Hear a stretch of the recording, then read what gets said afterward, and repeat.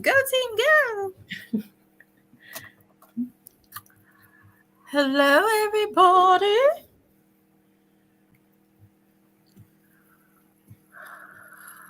I'll give people a few moments to get on here. I had to take my pendulum off. Hello, hello, hello. When you join, if you're watching live, please tell us who you are and where you're from.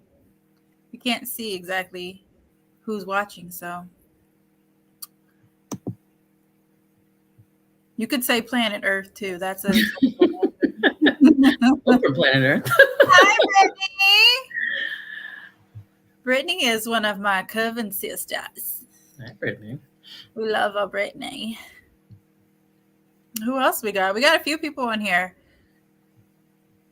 Brittany, I know you're watching from the West Coast, somewhere yonder. We got a few West Coasters now. I think there's like 3 of y'all in the coven. It's great. Hi, Destiny from Las Vegas. Destiny, who's not Jason. Not Jason. Oh, Federal Way, Washington. Hi, Omoshieri from Backwoods, Georgia. Little Miss Georgia. And Omoshieri is on her son's account. I already know this. I am already familiar. As soon as I see that screen name, I'm like, oh, that's Omoshieri right there. I already know. I haven't said her real name in so long. Sometimes I have to think about what y'all's real names is. What your name is again? Their Omo names are everywhere else, but in my phone, it's still their real name. So then when I go to text them, I'm like, wait. Yeah. That one. And we got 2 Britneys in the coven for real. So I had to change the other Britney's name. I put her Omo name because it just wasn't going to work in my head. It was not going to work in my head. Omo Shiebi or Brittany? Oh, there's Eola. Wait, I'm going to mess her name up. I know I am. Aiola, I think. Omo Bolo Ateen's name is Brittany as well. And there goes Ajay Aigbe and Omi Jimmy Lua. Yay! And I know Priestess Omo Shule is going to be here soon. There go Belle. Priestess Omo Shule is coming soon. She is in transit because she is, her daughter has a dance thing. So she was going to be on the panel, and she was like, dang it. My daughter has a dance. So she will not be able to be on the panel, but that's fine. She will be present, I'm sure. Her class that she had the other day was really good. Mm-hmm. Her misconceptions of a priestess class. That was really nice. And I have, I think, one more priestess class I'm going to do. And so the 3 of them together will really go really, really well. Ajay Aigbe is in North Carolina. And Belle, are you in Florida? I feel like you're in Florida. Omi Jimmy Lua is in Florida. Leah is in Florida. Got a lot of Floridas. Hi. That's my baby right there. Oh, you're in Brandon, Florida. I've never heard of Brandon, Florida. What part of the state is Brandon, Florida in? Is it like in the Handle or is it in this part? There we go. All is one, Priestess Omoshule. There we go. Here we go. All right. We got a few people in here now.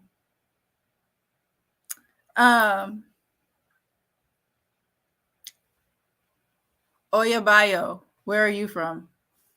Because you just moved. I know where you were, but I don't remember where you are. Okay, so Brandon, Florida is right outside of Tampa. And 25 minutes from... Okay. All right, all right, all right. So we're gonna get started now. We waited 5 minutes. We're gonna get started. We got 12 people in here. Um, if you are, if you're just joining us, go ahead and say hi in the comments. Tell us who you are. We can't see you and where you're from. Okay, so Oyabayo is from Michigan, but she's living in North Carolina now. Got a little warmer because baby, it's about to snow tomorrow. So be glad that you got out. It's horrible. It's horrible. Anyway, so I am Omowari Ogbonyomi, and I am a goddaughter of Reverend Priestess Oshun Funke Iyanifa. I am a staff member at the Orisha Hoodoo Institute. I'm a staff member at Black Spectrum Network and the Voodoo Institute. I own a business. I have a real job. I have kids, and I be doing this. And today I am actually joined by one of my favorite people. She is in the coven and she is going to be talking with us today. I'm going to be asking her questions, kind of lightweight interview a little bit. And she's going to be assisting us with this topic. Today we are talking about spirituality, modern medicine, and mental health. So, Nicole, if you would introduce yourself, tell us kind of what your professional experience is, a little bit of your spiritual experience is, and why you feel like this is important. Okay, well, hi everyone. My name is Nicole Gibson. I am a licensed marriage and family therapist in California. I've been a therapist for about 13 years now, and I've worked in mental health for about 20 years. So, my specialties, I specialize in addiction and family systems, and I'm very much primarily focused on working in the Black community with Black people, especially Black moms who are trying to navigate just life in general. But my experiences over the years, I've worked everywhere. I worked in a psych hospital for 5 years. I worked at a sex addiction clinic. Like I pretty much worked everywhere. I worked with children, families, couples. So I'm very involved in mental health and very aware of the various types of experiences that Black people have when seeking mental health treatment. As far as spirituality, I am in the coven. I am in the mentorship program. My goal one day is to become initiated as a priestess, but this is why I also feel so passionate about this topic because when I talk to my clients, I express the importance of using all of the tools that are available to you, and that can include your spirituality as well as mental health treatment. So it's all relative to our overall healing, mind, body, soul alignment. So I'm very excited about this topic. This is a good one.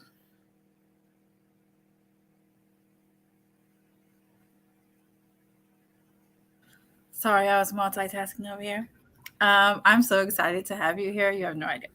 I've been waiting because I talk about these things like all the time, and I never have it from like a mental health care professional's point of view. So I am so excited that you. Me too. Lana is here from SoCal. Hi, baby. I miss Lana, I'm in SoCal in the Valley too. you, Lana. Bebe is here from Washington, D.C. And Brittany is, I'm sorry, no, not Brittany. Omobola Atin is here from North Carolina. Brittany's my other baby, too. She was in community outreach, and I saw her go through the whole process, and she's just so cute. And I got to meet her in person. We both got, we're both initiated for Ella priestesses, and that was the first time I got to meet her. And it was just so amazing. So much love. It's always love when we see each other. And Monique Bien is in here too. It's always so much love when we see each other in person. There is a plant ceremony in a couple days, and I'm so sad that I'm missing this. But I'm very excited for everybody who's going because I was at the last one, and that was some shit, boy. I will tell you, since we're talking about mental health, if you ever get a chance to participate in any of the plant ceremonies with the Orisha Hoodoo Institute or even in any of Hugan's programs, do it because that was like so much therapy in like a day. It was crazy. Now you have after effects after it where you have to kind of like you get the message and now you spend like maybe 2 months trying to receive the message and Hmm. understand the message. So it does take a little bit to really get all the way through it, but it's really fun.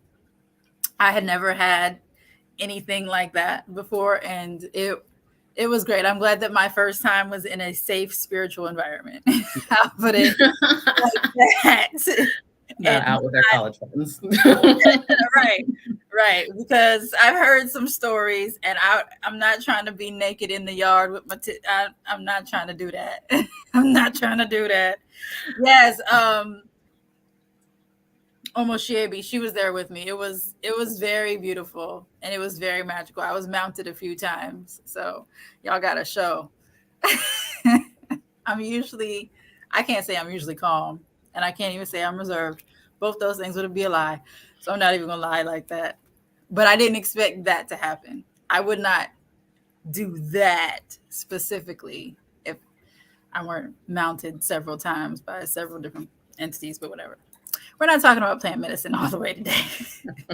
We'll talk about that another day. Yeah, Princess Almost Shule. Yeah, it was crazy. It was crazy. So, um, first we're gonna talk about the background and the backlash. So,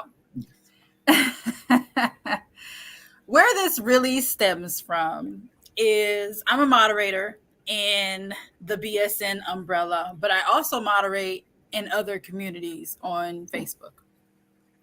And then I'm part of other communities that I don't moderate for. And some of those other communities, they have post protection. So you can't just post without it being approved, but they're messy. And so sometimes they just let things come through because they know it's going to spark conversation and either good or bad, it's going to spark conversation and it'll be, good for the algorithm, right? So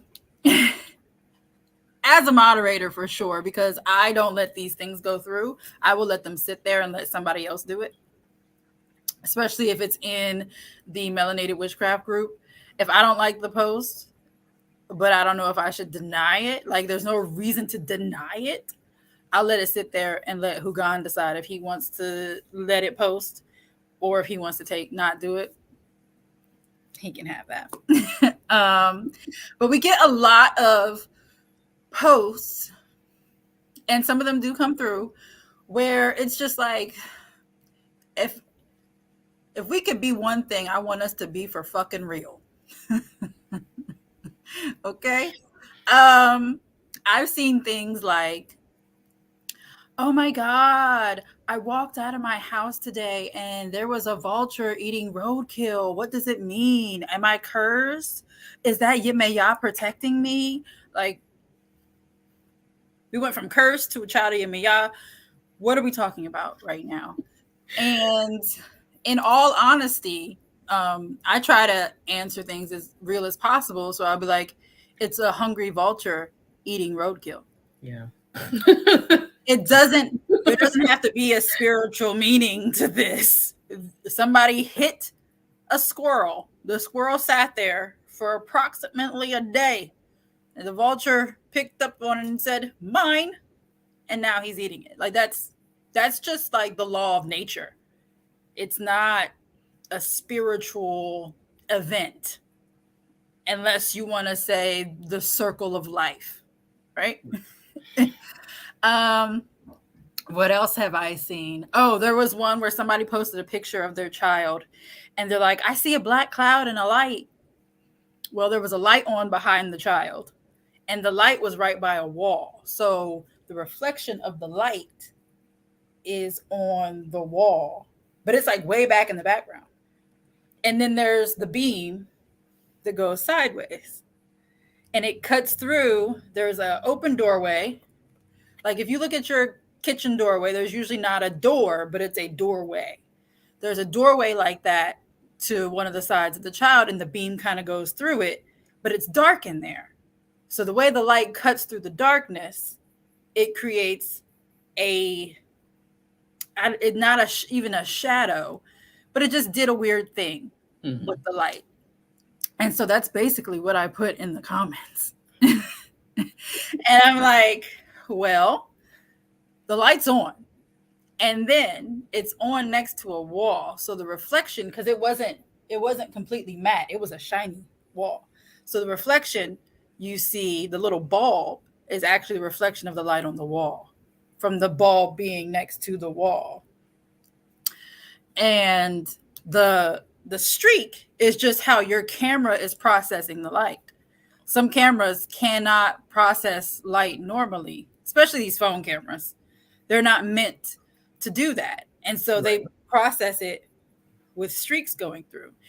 And I said, and to go along with that, you have this entryway and it's dark. And so the way the light streams across it, it's casting like a weird dark shadow, but it's not an actual shadow. It's just the contrast of the darkness to the way that beam is going across. And most people liked it. And then we have another initiated Ifa priestess in that group, and she hearted my comment, and then she made her own comment, and she said, "Let's be practical," because people like skip science being a thing. Science is Science and math are part of spirituality. they Just so they we are can put that out still there. right. Yes. Ifa was the first binary system in the world. Binary code, right? That's math. Okay. Sciency things. They exist and they exist in a spiritual way, but they still have practical explanations. So the way light refracts off your phone camera is It's still not a very black cloud practical. indicating there's something that's going to happen to your child. Yeah, Yes. it's not an indication that there is anything amiss going on. Um, Someone said, talk about the way they say they hearing voices to do things that aren't even sound spiritually related and the way they are talking. So, yes, and I posted about this the other day. Um, we hear all the time, especially when it's women and their children, where they like murder their children, they drown them. One lady had a van of children and she drove it into the ocean. Women have drowned their babies in the bathtub, all types of stuff, right? Because they said that they heard a voice that said there was something evil or that the child was in pain and this would be relieving them of their pain. Mhm. Um, that's not of God. Right. I'll say it like that. That is not a benevolent entity around you telling you to do that. And the fact that you would think that it is, even if we'll say it is a demon or a trickster spirit or just some vampire type spirit that is talking to you, you're sensitive and you hear it. The fact that you believe that your baby needs to die to free it means that you have some type of mental imbalance. That's that's just where we are. Because a normal person would hear that and be like, "Oh no, I need to get help." If I hear something that's telling me to kill my child, I'm like, "Oh no, I need assistance. I need a break. I need something because I know that there's no way, and I'm definitely not going to kill my child. We're not doing this."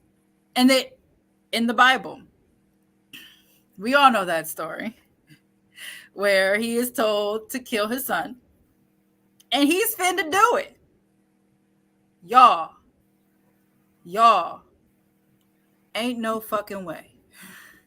And I don't know why this story is glorified in the way that it is to make it seem like, oh yeah, God would totally do that to test your love for him. No, no, and no, that is not of God. That's a whole story about a trickster energy or psychosis or some combination of the two that they put in the Bible to make it seem like hearing voices is always spiritual. It's not. It's not. It may be spiritual in a way, but the fact that you're believing it is not spiritual at all. Um, Don't forget to talk about the girl who wanted to erect and alter the Papa leg, but after 1 week of discovering African spirituality, that happens a lot. Um, there was one girl who wanted to. She asked if she could um,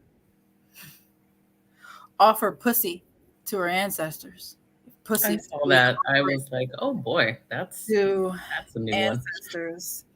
Um, it's wild. It's absolutely wild. So I had a post that said, some of y'all think you're talking to spirits and it's really your psychosis. Because no good entity is going to tell you to do things like that. But also, and by the way, that's kind of like diminishing mental health to me. Like saying, oh no, everything's always spiritual. It's always spirits. It's always God. But why would they tell you to do bad things, right? And even if they're telling you, why are you believing it? Like you're thinking it's cool, which means there's something wrong because your moral compass is just like off. There's still a sense of morality somewhere. So that's kind of like the background, right? And then, so in one of my posts about psychosis in another group that I moderate for, but it's not part of BSN, some girl said the internet has everybody thinking that they are psychologists and counselors. And I said the internet also has everyone thinking that they're psychics and what did I say? That they're psychics and witches. And so her response was, "Are you okay?" And I was like, "I'm great. How are you?" She's like, "Interesting. Get well." And I'm like, "I said, how are you? And you're telling me to get well? Okay." And she called me a hiding behind a keyboard ass hoe. Oh my. And I'm like, Wow. Well, top of the morning to you too. and I'm just like, wow, we're throwing insults now? That's cute. That doesn't showcase that you need healing at all. Wow.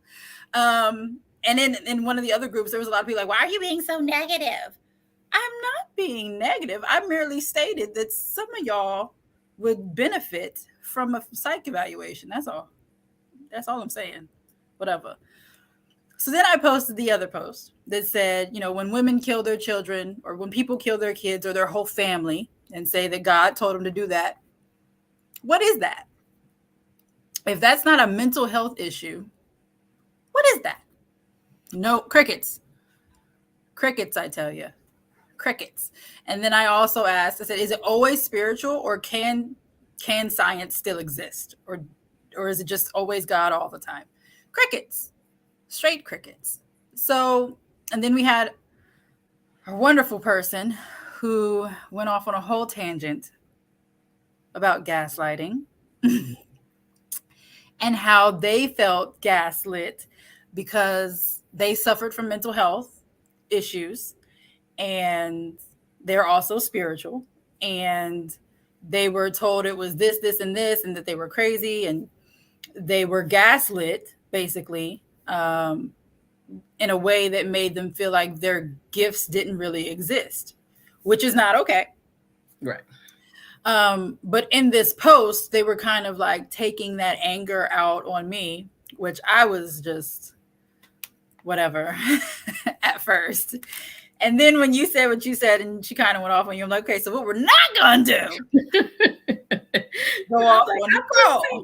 Well, I mean, yes. So we can definitely talk about where the line between mental health and spirituality get kind of blurred. And people have to understand, like, I am a licensed marriage and family therapist. I had to go to grad school. I had to do over 3,000 hours of training. I've had to been in the trenches to get to this point. I've worked in every kind of environment. So I've seen it all. So for one, the idea of normal or crazy, those are subjective terms, because what is normal or crazy to maybe a white person might not be applicable to the Black community. There are nuances about being Black. And there's also, we have a 400 years of trauma history. We have a right to be suspicious of mental health treatment because I've worked with a lot of people who are not Black. And I can tell you there's a lot of closeted Karens out there who are using their titles as clinicians, as doctors, as psychiatrists to execute their racism and hurt Black people. So you're not wrong about the fact that that does exist out there. However, comma, the idea of only veering towards spirituality as your way of handling all of the issues in your life, that's a real dangerous place to be.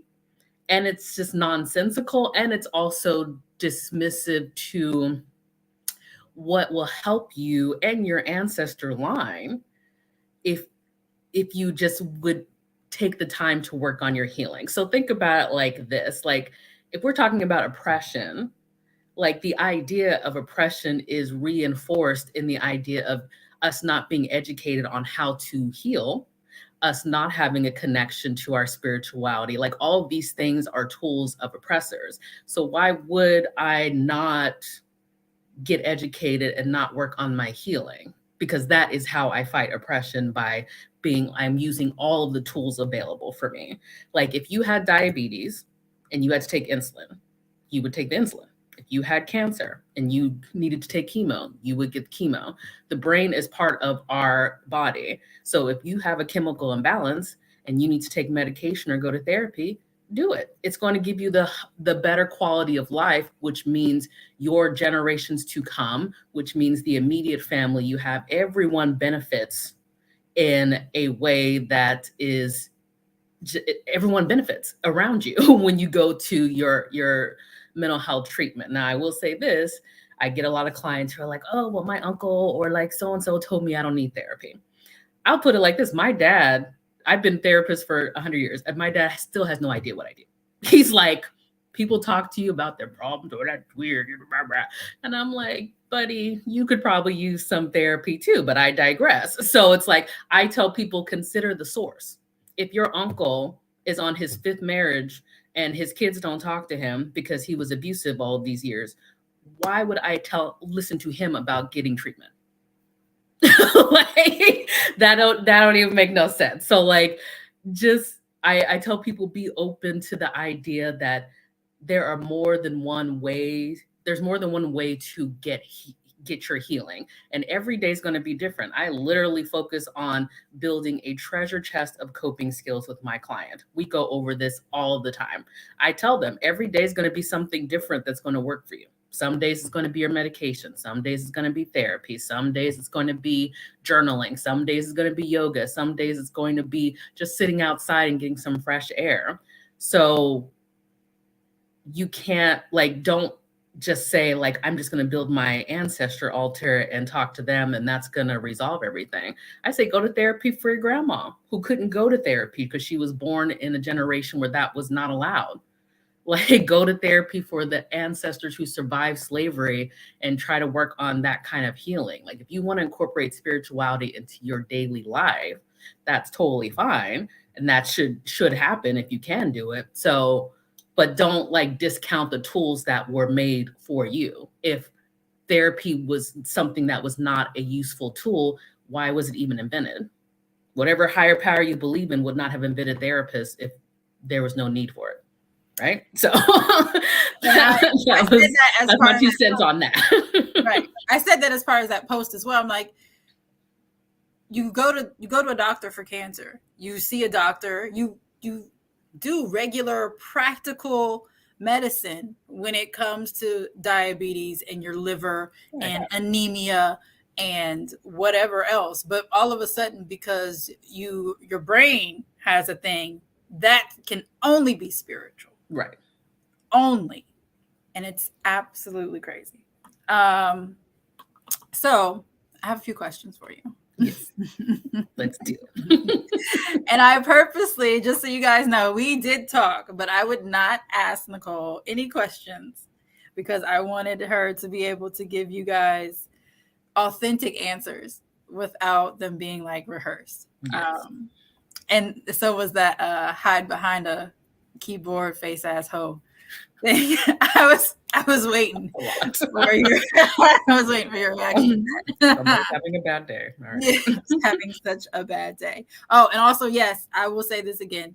Divination, because we've had people in our coven, we've had people, loved ones of those in our coven, go to a Baba, particularly the Baba that we use, but go to a Baba or go to a shaman, and they will tell them to take their medication. They will say, Mhm. no, you need to go see a doctor about this so that you can heal. One of the comments, and it was absolutely amazing. It was one of the guys, I believe it was in the Hoodoo group. It was one of the Hoodoo groups that I'm not a moderator in, but it was a white guy who was talking. And he said, a responsible practitioner would look at normal things first and then go to the supernatural. And so if there was some lady who couldn't get pregnant, she went to the doctor. They said everything was fine. She went to, I believe, a Ifa priest, probably a Babalawo. I can't remember what the comment said, but went to Ifa for sure. And Ifa said to do this. They did that. And then Ifa said, go back to the doctor. She went back to the doctor. There was like some type of weird thing going on, got both treated, and was pregnant within 2 months. So it was a combination of the Mhm. two things. Where Ia had that big post yesterday, and part of that post basically was you have to treat things multiple ways. So Mhm. if you have a back problem, you should look into that. You can still pray, you can still meditate, you can still do yoga, you can work on your chakras, and then also go see a chiropractor. I Mhm. went to go see one today for the first time. The way that my body cracked was Right. amazing. But I've had this pain for forever. I can't pray it away because it's actually from like a car accident. So like I needed to go see a specialist. Yeah. On top of me doing yoga and everything else, I can move because I've been doing yoga and being active, but the pain is still there. So Mhm. he did some things, and I got 5 degrees back in my movement of my neck, which just from him doing that, 5 degrees. So, and he said I have like 5 degrees more that I need to get. So, but like, you got to think about things in more than one way. So, Yes. every issue would be best addressed holistically. Yes, if it's possible. That If is actually one of my goals, like, is one day to open like a wellness um like facility or business where it's like every person gets assigned to the different types of treatment in there. Like you'll have a yoga teacher, you'll have someone who's an herbalist, you'll have a psychiatrist, you'll have a therapist, you'll have all these different things. Cause I definitely believe mind, body, soul alignment is the true like goal. Cause I was in therapy for years. You have to go to, well, at least my school, you have to go to therapy to become a therapist. And therapy was great. It definitely helped. But what was a game changer for me was when I discovered Bikram yoga, and that was a game changer as far as like alignment with mind, body, soul for me. So yes, there's definitely more. That's the whole point that we're trying to make, is that you can use various things for your individualized treatment, but don't throw the baby out with the bathwater and be like, well, because I am a someone who is pursuing my spirituality, that voids any medical or mental health treatment that can help me get better.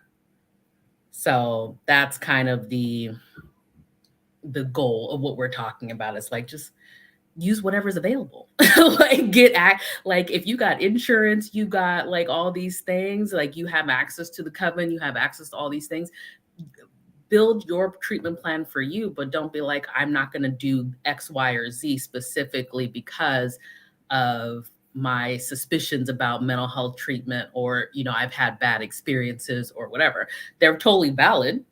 And again, like I said, there are therapists and doctors out there who do not have our best interests at heart, but the spirituality aspect of that will help you. Ask your ancestors to guide you to really ethical doctors and ethical therapists. Like, have that stuff work together, because it's all about adding to the ancestral currency, and healing is a part of that, however that looks for you. Love it. I'm loving this conversation.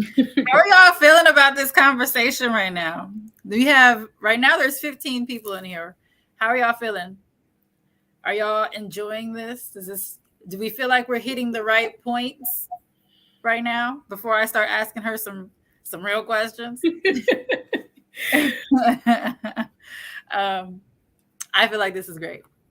I'm so grateful that you are here and that I'm glad to be here because I usually have to explain this individually to my clients. So I'm happy to like spread the word because this is part my ancestors were on fire today. Like, yes, queen, we're gonna help uplift our people because like the company I work for is Black owned. It's mostly Black clinicians. So like this is a really a big area that I'm passionate about because I'm just like because white people to get their treatment like they venerate their ancestors, they use everything that they have at their access. Why are we not doing the same thing? Like don't let me don't not get on my soapbox. So yes. and listen, white people venerate the fuck out of their ancestors. Yes. Okay. Let's just be real clear. They may not call it what we call it. They may not say it how we say it, but they venerate the fuck out of their ancestors. Statues, their ancestors are on our money. Like they don't play with that. And they like I was watching, like we mentioned that show Yellowstone with Kevin Costner, and he's talking about how like all of his he's got hundreds and hundreds of acres that was stolen, but all the ancestors are buried on the ground. They build a tree over each grave. He talks about how he goes out there and talks. And this is a TV show that is fictional, right? So like, but that's just an example of what is happening in other cultures that we need to kind of like tighten up and emulate. And we have to remember there's a reason that we have that disconnect. They don't want us educated and healing. That is the whole point. Why we're talking about this. So when people are like, I don't want to go to therapy, that's white people shit. Okay. But I guarantee you white people are going, they're working on their healing. So what are we doing? So, and I want to talk about this real quick before we even get to these questions, because we talked about it in our little pre-talk. Yes. One of the things that we also have to understand, so this is not just a Christianity problem. It's a big Christianity problem. And it's a big African American problem. Yes. It's a big America problem. Yes. It's not as big other places. And there's a reason for that. This land has so much trauma on it. We are incubating in trauma, basically. Yes. And so our bloodlines, it takes, as you've heard Ia say, I believe it's 14 generations for trauma or blessings to work through. And so if we go back 14 generations as African Americans, most of us, yes, it's in our DNA. So most of us have 14 generations of trauma in our DNA. That can create a lot of problems. That's what generational curses really truly are. That's why we call it that. That's where they come from. So we have all this trauma. But if you go over to parts of Asia, they don't have that trauma, and they don't have the type of mental illnesses that we have either. Does that mean that they don't have any? No. But, and how they deal with it is different. If they see someone suffering, they immediately, all the community goes and helps that person. We see someone suffering and we like, that person's weird. In your own family, we kind of like cast them out, make them seem weird. We don't get them help. We say, oh, they're just special. They're just touched by God. That's just their gift. And we let them be, instead of creating an environment where we can figure out what is the cause of that and heal. But we don't want to deal with the cause of that, because that means we have to deal with what's going on, whether it be sexual trauma or some other physical abuse, verbal addiction, addiction, all kinds of abuse, all types of things. And we don't want to deal with this. My grandmother, for example, my mother's mother, she, um, incredibly smart, was a microbiologist, one of the smartest people I've ever known personally in my life. But she suffered with addiction. She got really sick. Well, she drank a lot. So we'll start there. She was always drunk. She was an alcoholic. But her siblings, she was the oldest, and her siblings, when she got really sick, they were all in denial that she was even an alcoholic. Yes. When it was clear, like she was drinking, she was putting vodka in water bottles and just drinking it like it was water. Um, she had pancreatitis and other things going on. She was very ill. And then it eventually caused mental illness. She became really Christian all of a sudden, out of nowhere. And we were in church all the time. She had me in church, and which was fine. I learned a lot. um, and there was just a lot going on. And then near the end, when she should have been sober because she was in assisted living, her brain was still functioning as though she had other things going on. Like Mm-hmm. she was still functioning sometimes as an alcoholic. We're like, ma'am, are you drunk? But she wasn't, because at this point she's got a lot of brain damage now from the Yeah. alcohol, from the drugs, and no one wanted to deal with that at Well, all. that's a an example of what the issue is you have to remember, if you're going to therapy or any kind of treatment, if you're the one who's in your family is breaking generational curses and like I'm going to get my healing, and you're like, nobody talks about taking the hits when you're the one who's doing that. So you can be the person who sees what a problem it is, but in a family system, addiction is something that impacts the entire family, but everyone has a role to play in this. Some are going to be in denial, some are going to be like, oh, you should probably get some help, but 9 times out of 10 there's only usually one person, and that's the one who believes in getting healing and treatment, who observes that this is a problem. And you also have to remember, when you go work on your healing, by default you're holding up a mirror to everybody else,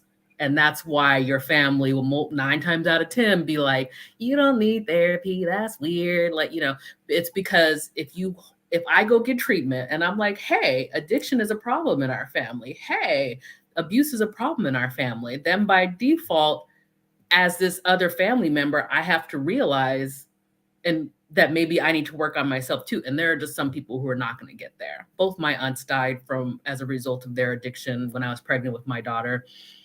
They were just never going to get to that point of healing. But I'm a therapist now, and so I can see all of the dysfunction that happened in my family, but everyone was in denial about the problem of addiction in our family. They're still in denial to this day. So it's like, my grandma, she liked her shopping and her Valium.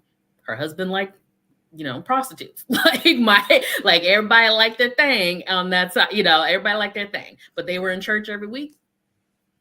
But and even back then as a child, I was like, God can see you outside of the church, right? So like you over here with your prostitutes and you popping your pills, but you're a Christian and we're all supposed to just like fall in line and go to church with you every week. Like, that's what I mean. It's like, you usually the person who's going to work on their healing is the one who recognizes this stuff fairly early on. It is an ongoing problem. I think we do more damage to ourselves when we expect other family members to like get it. That's probably not their role to get it. It's yours. And it sucks because you're just like, I don't want to be the one. Why I gotta be the one to break all the curses? Somebody Right, help me. But like, that meme of Lisa Simpson where she's crying. Anybody else, a cousin, somebody else. Why? But it's like, it's the generational trauma. It's the latching on to religion as a reasoning for everything. Like, these are various things that are in our DNA and in our experiences. And addiction itself is an anxiety management system. So technically that is a mental illness, because people don't become addicts just for the hell of it. Like, they're masking and covering up something. They want to be numb in some kind of way.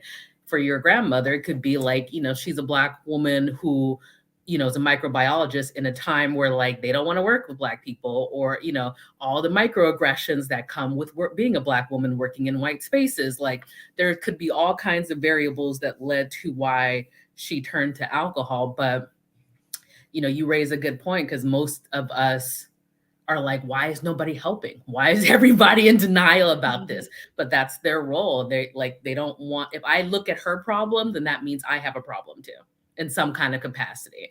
And people don't want to look at it like that. So all you can do is kind of observe, help them with love as much as you can, but focus on yourself so that you don't end up repeating the same kind of patterns, and that your children don't, because that addiction is also a learned kind of environmental thing. If I see my parent drinking every day to manage their life, then I'm going to think that that's what I need to do as well. It's going to be naturally imprinting on my brain to do.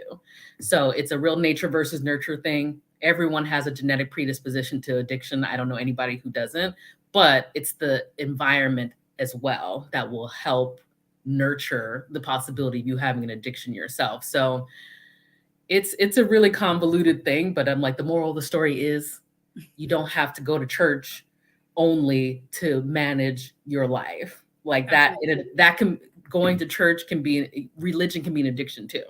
Yes. Addiction doesn't have to be a substance. It could be a behavior as well. Oh yes. And we've definitely talked about that when we talked about our faith and fasting class that I taught in the summer, where I discussed sometimes you have to fast from certain behaviors because you now have an addiction and you're not being productive. It's somehow decreasing other parts of your life. And going back to what you said about you have to be the one. So not the wearing of white, but before I even officially started in the coven, I was doing divination for myself and I wanted something. And so I asked, what is it that I need to do in order to get these things? And one of those things, two of the things were no drugs, no alcohol. So now I drank before, but I've like never been drunk. I've never been sloppy, never blacked out, nothing like that. But I likes the alcohol. Okay. Right. We like a little cocky tail. Okay. Little shots. Well, they was like, yeah. Mimosas on Sunday be hitting. Cut it out. Right. Well, they were like, yeah, cut it out. And I'm like, damn, for real? And they're like, yeah, for real. Cut it out. So I basically stopped drinking. So now the only time I drink is for ceremonies. I have gotten a couple of exceptions because I've asked. Because I'm like, come on, y'all. It's my birthday. Can I please? And they'd be like, sometimes it's a no. And I'm like, damn. Fine. Are you sure? You asking like 5 different ways. Man, listen. And they all come out no. That's how you know it's real. Because I asked 5 different ways, used 2 different divination tools, and they really said, bitch, try me if you want. So I said no. But that is because every generation before me is alcoholics. There's at least one, but for the most part, it's almost everyone. Like there'll be, if there's 5 siblings, 1 or 2 of them won't drink at the most, or all 5 of them do. So it's really, when they got to me, they were like, yeah, you can't even get drunk anyway. Go on ahead and stop. And I'm like, but it tastes good. And they're like, yeah, go on and stop. So I can drink for ceremony. So when we have like a lake, I could drink when it's part of the ceremony and it's part of the spirits, right? I can do that, my one little shot. And that's where they're like, yep, that's it. I can't just be sitting there with y'all drinking. Like Ia had wine. And I just was looking at everybody like, let me go on ahead and eat this fruit because I can't have any of this right now. They did let me have a shot the next morning after the plant ceremony because everything was so loud. I call it the congregation because I could hear everything all at once. And they were like, you can have a shot so you can calm the fuck down. Get it together. Because I had to drive. Because I was driving people back and forth to the airport, and then I had to drive all the way from Atlanta back to Ohio. Like, you know what? 1 shot. And I was like, thank you. And I was like, And then I was good after that. Because it was just too much. It was just too much. Now, yeah, you can calm down, but we're not. What you're not gonna do is keep drinking, and you can't drink when you get back home either. Take that. So, and that's part of, but that's part of spirit, a spiritual way to fix a physical problem. Mm-hmm. They don't want me to do it because it's been such a problem. So now, like my kids have rarely even seen me drink. They've never seen me sloppy drunk. They've never seen me drunk at all. They've never seen me do weird shit because I'm inhibited in some way where I can't say the same thing of my mother or my the elders in my family. I've seen most of them drunk, at least a couple few times. Mm-hmm. My dad, he was never really drunk, but I could tell when he had been drinking. But like I never really seen him drunk, but he had a high tolerance like me too. But he also needed a kidney and a liver and he died. Yeah. My uncle right now, he used to drink a lot. He needs a kidney. Like these things, these are the consequences of not adhering to spiritual restrictions, right? So And then also adding to like the importance of incorporating like medical intervention. Like if you're an alcoholic, you can't quit drinking abruptly. You need medical intervention or you can die. So it's like this is why it's like the medical, the mental health, the spiritual component, like all of these things come into play. Like on my altar, I can leave gin and sometimes I do, but my ancestors know addiction is an issue in our family, so sometimes they'll mess like they're into it, sometimes they're not.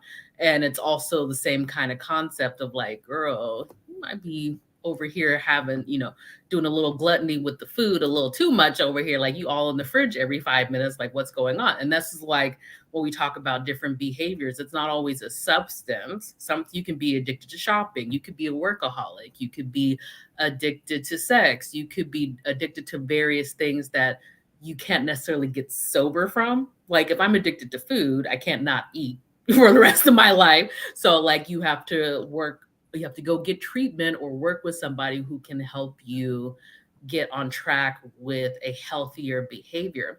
That's what it's all about at the end of the day, is like, how do I become my healthiest version of me? Because that is how I honor my ancestors. That is how I create longevity for my life so that I'm around to see my children grow up.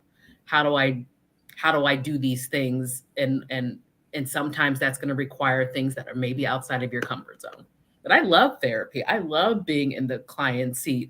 I love being able, because the therapist is the person who gets your opinion, your version of what's going on, and they help guide you through whatever it is that you are working on. Therapy is not advice. It's not an advice column. You don't go to therapy and just be like, tell me how to fix my life. That's not how it works. Like, at least not how I do therapy. I always tell my clients it's a collaborative effort. Like, I'm going to see you once a week. Like, I can't be an expert on your life, but I can tell you, I can help you figure out how to get from point A to point B. And basically, it's like you're in the driver's seat, I'm in the passenger seat. Every now and then, I'm gonna be like, we should probably make a left here because we've been going around circles for like 5 months. Oh, you don't want to make a left here? Okay. Like that's how like it works for therapy for me. But like everybody's different, and find someone you vibe with. Like there are Black therapists out there who want to work with our people and who are also have a spiritual connotation to the work that they do. Like I do tarot. I'm also a Reiki practitioner. Like some of these things you can incorporate in your sessions. Some of these things we can just talk about and you work on that stuff outside of sessions. Like there's a lot of ways to go about it, but our point of this conversation is like just don't discount therapy or mental health treatment as something that you don't need. If you are Black in America, you need therapy. Like it's traumatic, literally just being yeah, Black.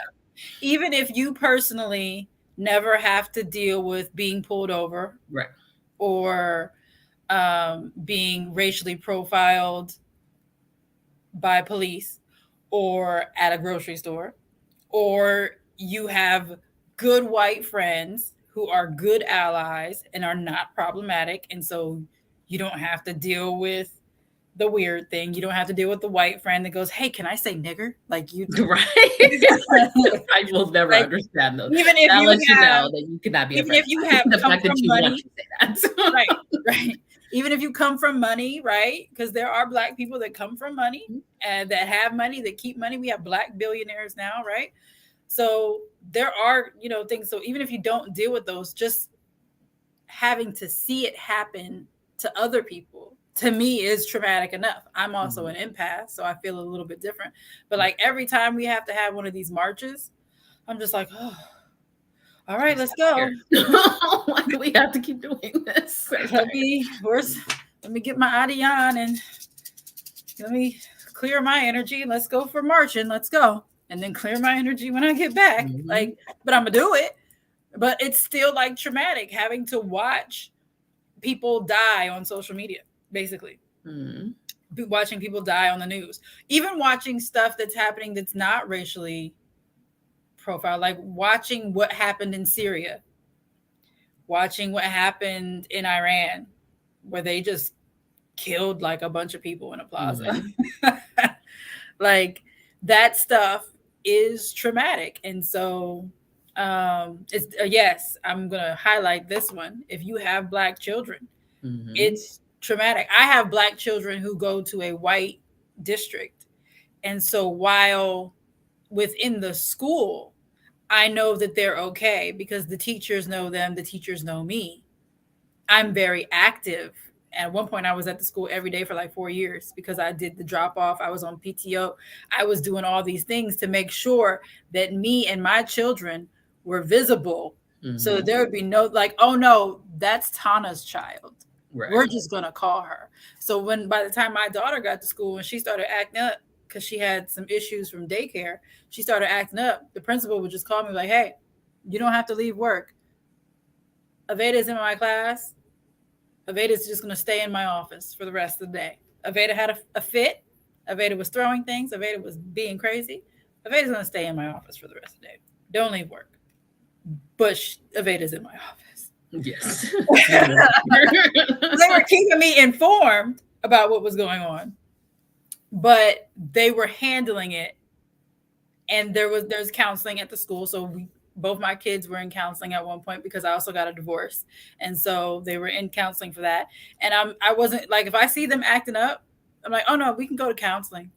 Let's do you. Yep, counselor. My small person. That raises another good point is like a lot of times some people's introduction to therapy is like a forced kind of thing.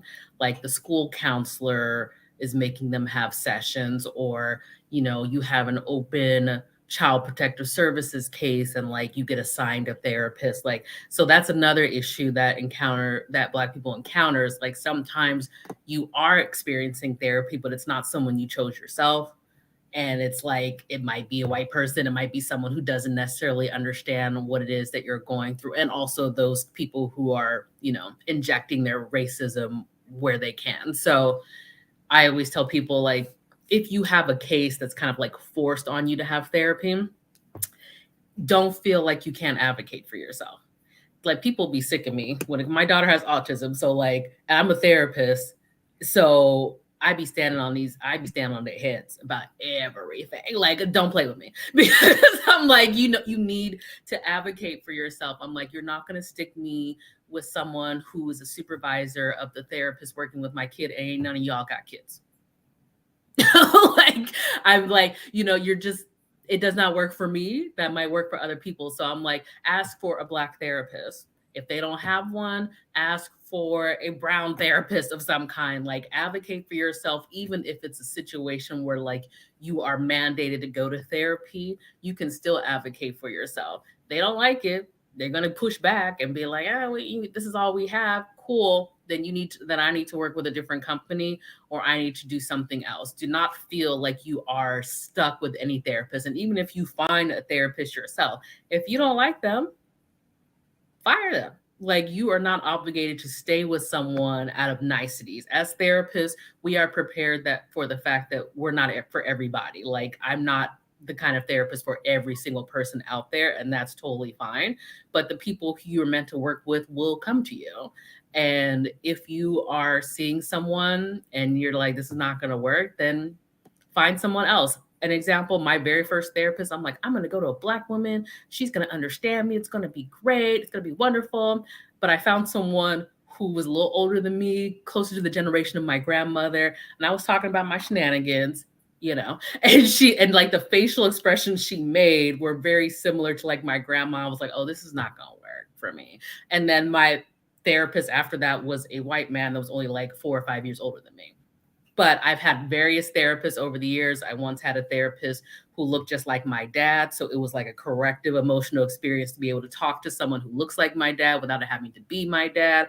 Like I've had various therapists, Black, white, otherwise, but I make sure to dig for them however I can. And if it's not going to work, if I feel any kind of weird vibe off of you, I'm not playing with them. We're done. I'm not going to stay here and pay you money for me to not be comfortable talking about what's going on internally. So that's always a tidbit that I put out there. Like, even if you're mandated for therapy, stand on their heads about getting you a good match. You do not have to stay with whoever they just throw at you. So Yeah. just know that. Especially if it's for your children. I feel like the best way, if it's for your children, and Yes. because other things are going on, number one, don't be in denial about Right. what's going on. Don't be in denial thinking that your kids didn't understand what was happening at the Right. time, because yes, the fuck they do. Yes, they do. They see everything. Okay. Like when I got when my husband and I separated, we still lived together for a few months, and then he moved out, but he literally moved across the courtyard. Our apartment complexes just had two buildings, my building, his building. He moved across the courtyard, so kids could go back and forth, but we were in two separate houses, and that fucked with them. Mm-hmm. More so my son, because he's 5 years older than my daughter. It really fucked with him. And so he started acting out in school because he's such a sweet boy. He's still a boy, right? And he's Mm-hmm. still a kid. They still do weird shit, right? But That's just being a kid. acting that in ways that were out of character. And then Right. I'm like, oh no, no, no, no. Therapy. Go on Right. ahead. Go on ahead. No, because I'm not equipped to deal with that on all facets. I can only Right. deal with like this part of that, but I'm not a medical professional. So I need you to go see a professional to help deal with And it the other. also gives you a safe space to where you don't have to tell your mom or your dad everything. Yes. Therapy is an objective third party, and sometimes that's really helpful. And working with kids, like they have play therapy, they have all kinds of. I've worked with the 0 to 5 population. You know, I've had kids as young as 3 or 4 years old. Mainly, it is a family therapy kind of thing for the most part. But there are therapists who specialize in working with children, like therapists like you don't just go to school and that's it. We are constantly having to take courses to even renew our license. We have to like stay up to date on new things. We have to have specialties in some kind of area. So you can find a therapist who specializes in whatever it is that you have going on. Therapists falling asleep on you. See, this is what I'm talking about. Like this, there, for a lack of better saying, there is some foolishness and fuckery out there with therapists, like straight up. Like, I'm not gonna lie, like, and be like, every therapist is amazing. But that's why I was putting together that list of like, what questions do you ask a potential therapist? And the main thing I always start with is, has that therapist ever been to therapy themselves? Not every school requires you to go to therapy to become a therapist. It's unethical, in my opinion. That's just where I come from on it, because I feel like, how can I be a therapist effectively if, one, I don't know what it's like to be in the hot seat as a client, and secondly, how am I going to keep my own trauma from spewing all over you if I haven't even addressed it individually in my own sessions? So always start with asking, like, have you been to therapy? How recently have you gone to therapy? Because if they went 10, 15 years ago when they were in school and haven't been since, that's also a red flag, because it's like, we've been in a pandemic for 3 years. How are you addressing the issues that come up with being in a pandemic? Like that, we'll get into more of the questions that you should ask a therapist, but those are just little tidbits. Like, do not feel like you got to stick with any therapist, whether they're assigned to you or you pick them yourself. Find what works best for you. It's almost like finding a good date. You know what I mean? Like, you have to mesh well, otherwise you're not going to feel comfortable working with me on your healing. If we Right. don't mesh well, you're you're going to be paying me for nothing. So like, I like, just any ethical therapist is not going to want to just hoard these clients even if they don't mesh well. I feel like it would also be weird to only have the same clients and not have any new blood. Like that would be draining. I feel Yeah. like because if you get a new one, you're like, okay, refresh. How can I help Hmm. somebody new? Because Yeah. Betsy over here ain't listen. Fuck her. Right. And if you've been with your same therapist for 10 years, I don't care how much trauma you have. And like, this is, a lot of people can debate this or not, but I've worked with clients with severe sexual abuse trauma, like lengthy amounts of trauma, if you want to call it that. So I can see how in some people's minds it's like, oh, well, I need to be with this therapist for like 10 years. My thing is like, if you're seeing the same exact person for 10 years, after some point it transitions from a therapist client role to like, we're just kicking it. Like, and Or you're let's say paying me to like it's talk to you for an codependency. hour. Like now we suffer from codependency at this point. Right. So I'm like, I tell This is people no like, if longer you've seen your therapy. therapist for over 5 years and you're also not seeing much progress in your life towards your treatment goals, because every therapist has treatment goals for their clients. Everyone gets a treatment plan, everyone gets their diagnosis, because we have to, because the insurance, requires diagnostic manual. Plus, we can't figure out our interventions to use if we don't know what the main issue is. So like, everybody has treatment goals, and there's supposed to be a time frame that you work on these goals, and like the objective is to like, oh, I'm going to decrease my anxiety from 7 times a week to 5 times a week to 3 times a week to 1 time a week, and I'm going to give myself 9 months to work on that. And your therapist is supposed to be working with you and helping you build the tools in your treasure chest of coping skills to be able to reach these goals, so that like, you're not with that same therapist forever. Like, you should not have to, like, there should be some improvement in your Right. overall mental health Right. especially after, I'd say, about a year or two. Like, if you're not seeing any kind of major differences after like the first year, I would reevaluate like the relationship with this person. And I think that the compromise to that is like, okay, yes, you've been seeing this therapist for 10 years, but Mhm. you went from going 5 days a week to now you Right. go like once every few months, Right. or you go when you feel that like something major happens, like someone Right. dies. And so you Right. need to kind of work through that, or, something like that, right? Hmm. That is different. But if you are still seeing that same therapist for 10 years, you're not better. You never like progressively went down in how many times you're seeing your therapist. That's a problem. Yeah. And it's either you or the therapist. Either you're not doing the work or the therapist isn't equipped to help you with what it is that you need help with. And I think that's part of what you said about finding another therapist, understanding that everybody isn't equipped to deal with certain situations Yes. from the same place. Right. And everyone's situation is different. Everyone's trauma is different. We have a collective trauma with being in this pandemic and also as Black people, but everyone's individualized trauma is different. Some people grew up with addiction, some people were abused, some people didn't have a parent because of incarceration, some people, are adopted and don't know who their bloodline is. So there's variables attached to all of these different things. So I know Belle was asking about CBT, which is cognitive behavioral therapy. There's several orientations. Mine is Bowen, which is family systems. One of the tools I use in my sessions it's called a genogram, which is basically like a family tree. But the family tree includes everything like addiction, miscarriages, divorce, sexual abuse, all the variables like that in your actual family tree. Because my concept is your family's with you at all times, whether they're physically in the room or not. So this genogram helps outline to people what exactly they're walking around with every day.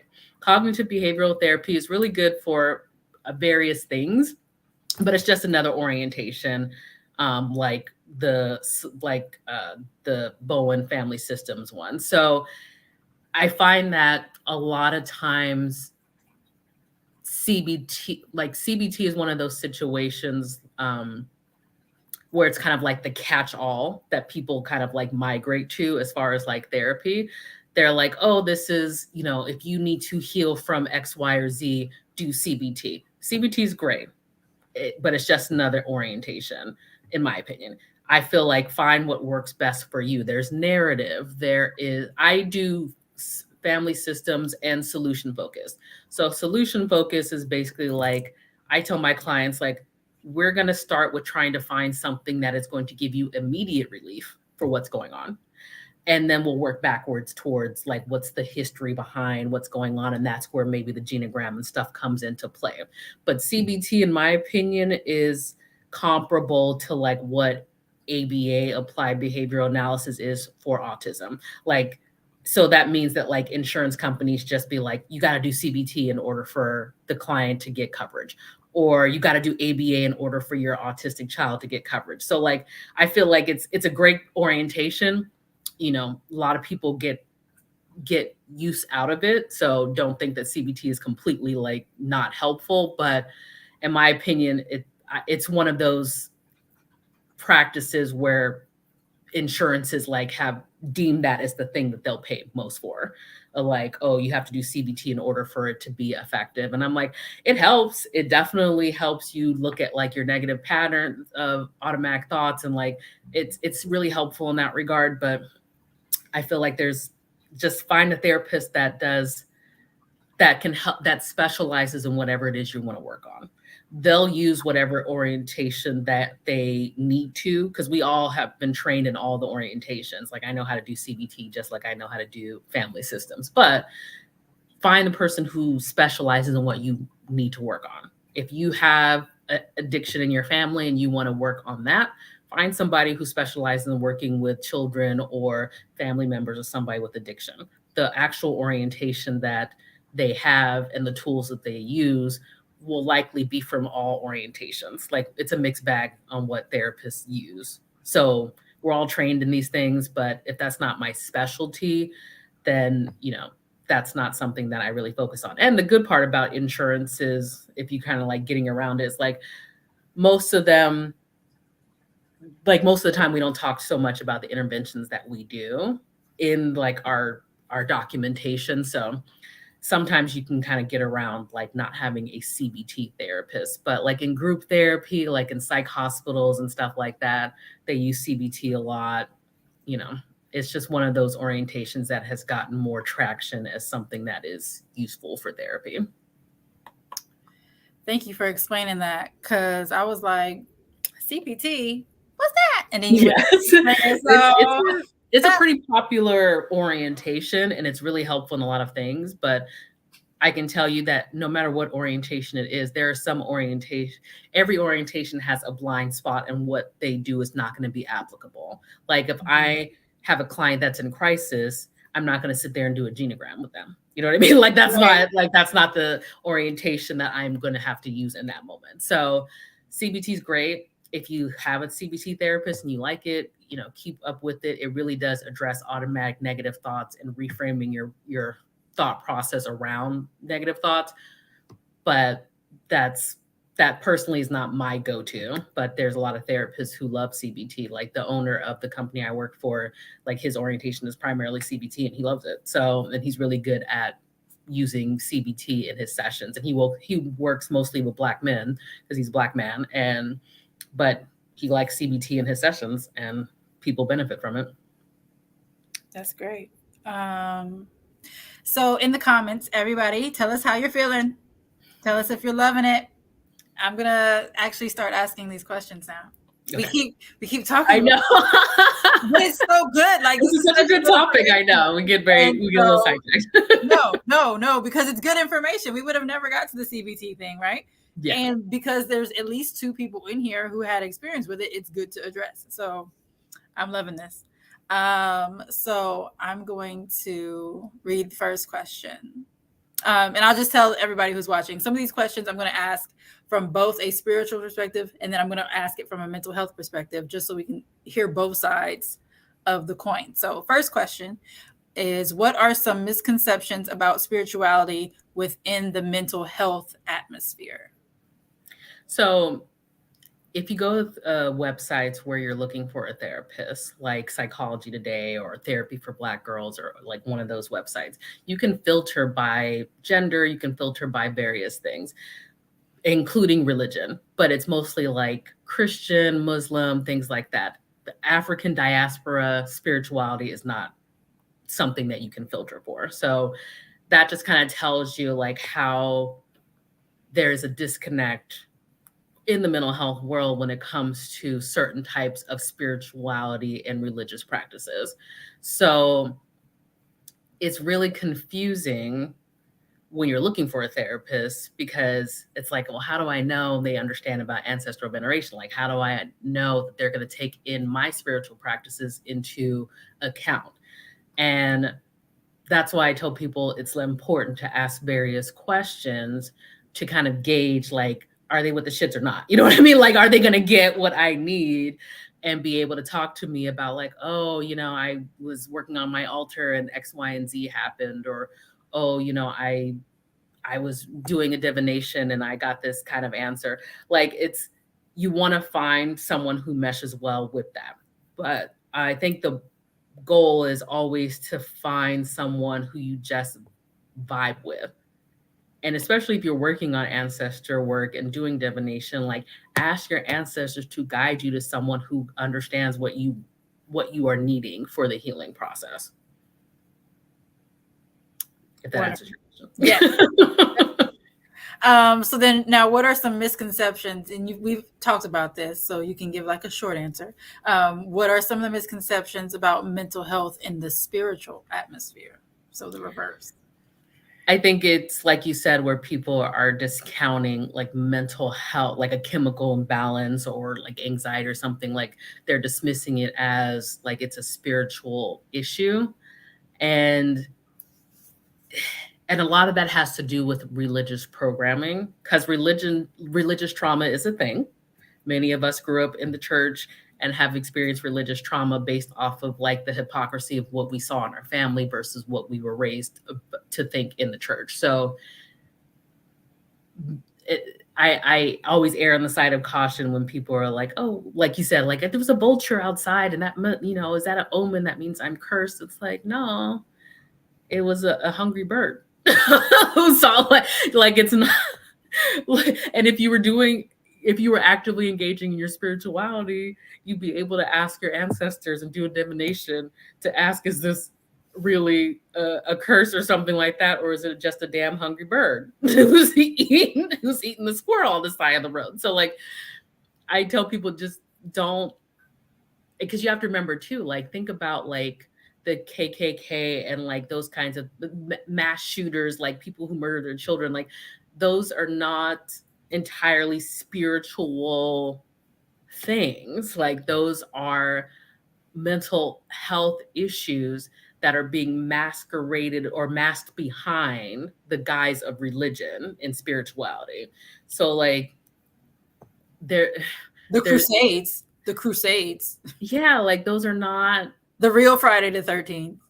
like, it's not a spiritual thing only. Chances are in those situations, the spiritual aspect of it is secondary. It's a primarily a mental health issue.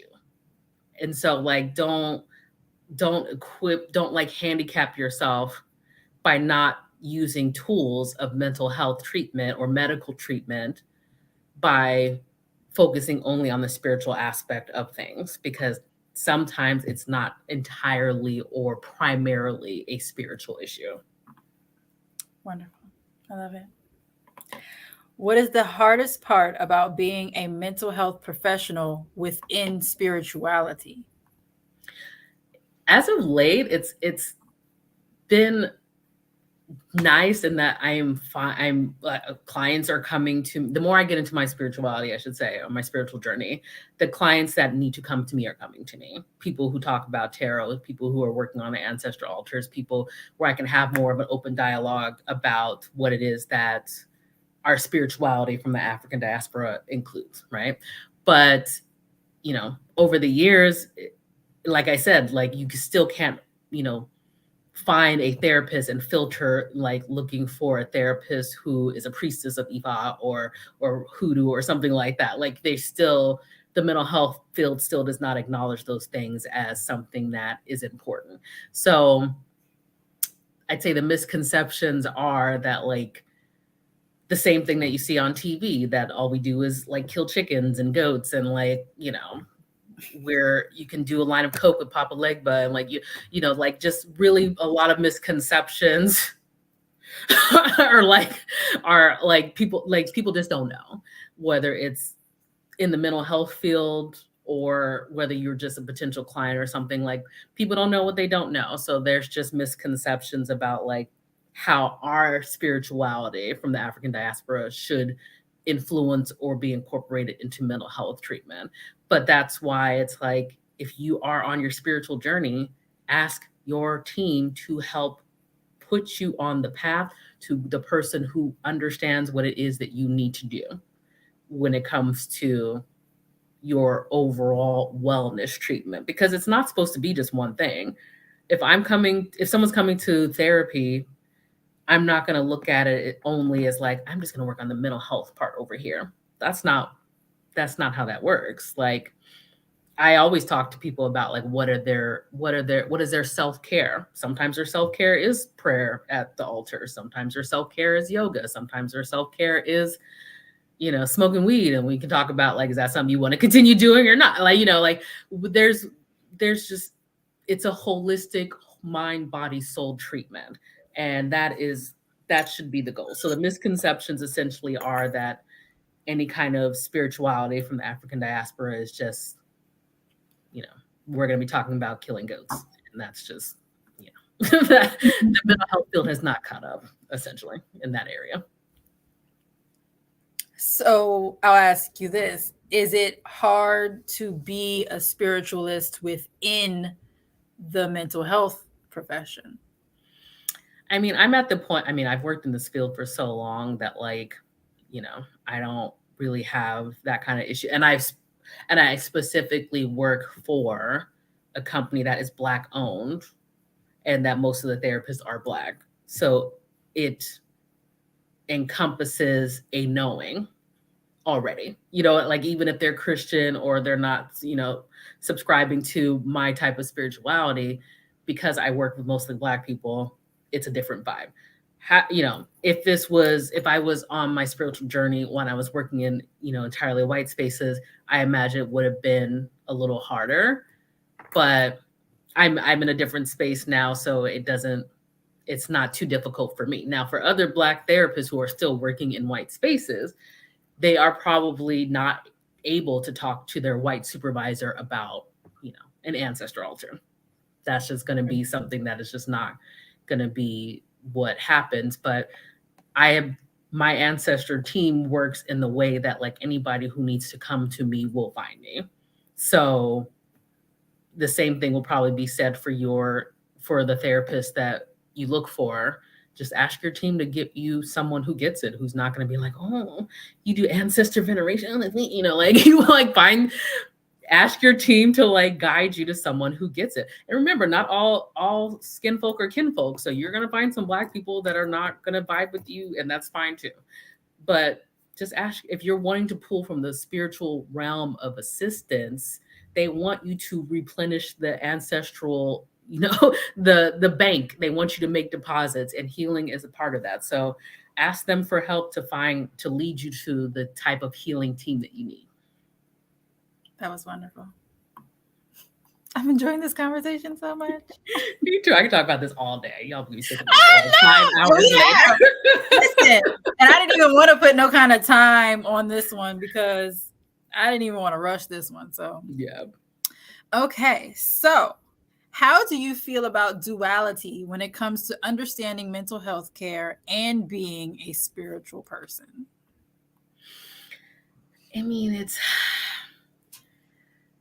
what I'm learning or have learned over the years is that even though I've worked in mental health for 20 years, there is no mental health Nicole without spiritual Nicole. So the I'm good at what I do, not just because of my training and my years of experience, but there's a spiritual aspect that is built into the work that I do. So the reason I ended up becoming, my orientation is family systems is out of all the orientations, that's what I migrated to. And my ancestors let me know, that eventually when I started doing my ancestral veneration, like they let me know, like it's because like your gift has to do with helping Black families heal that family system.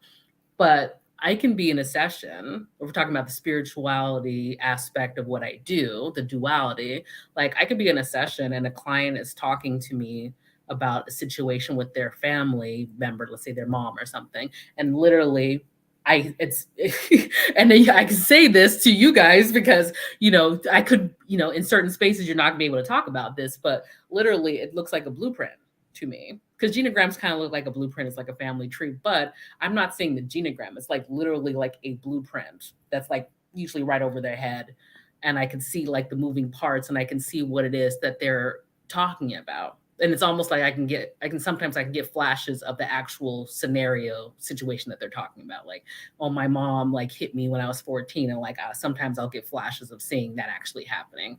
So that's why it's like, they don't teach you that in school. So Right. this is something that is part of my gifts, but it's what helps make, but because I can see these things, I know exactly what to say and what to pull from my mental health training, but also from what it is that I guess my ancestors are whispering to me about or whatever it is.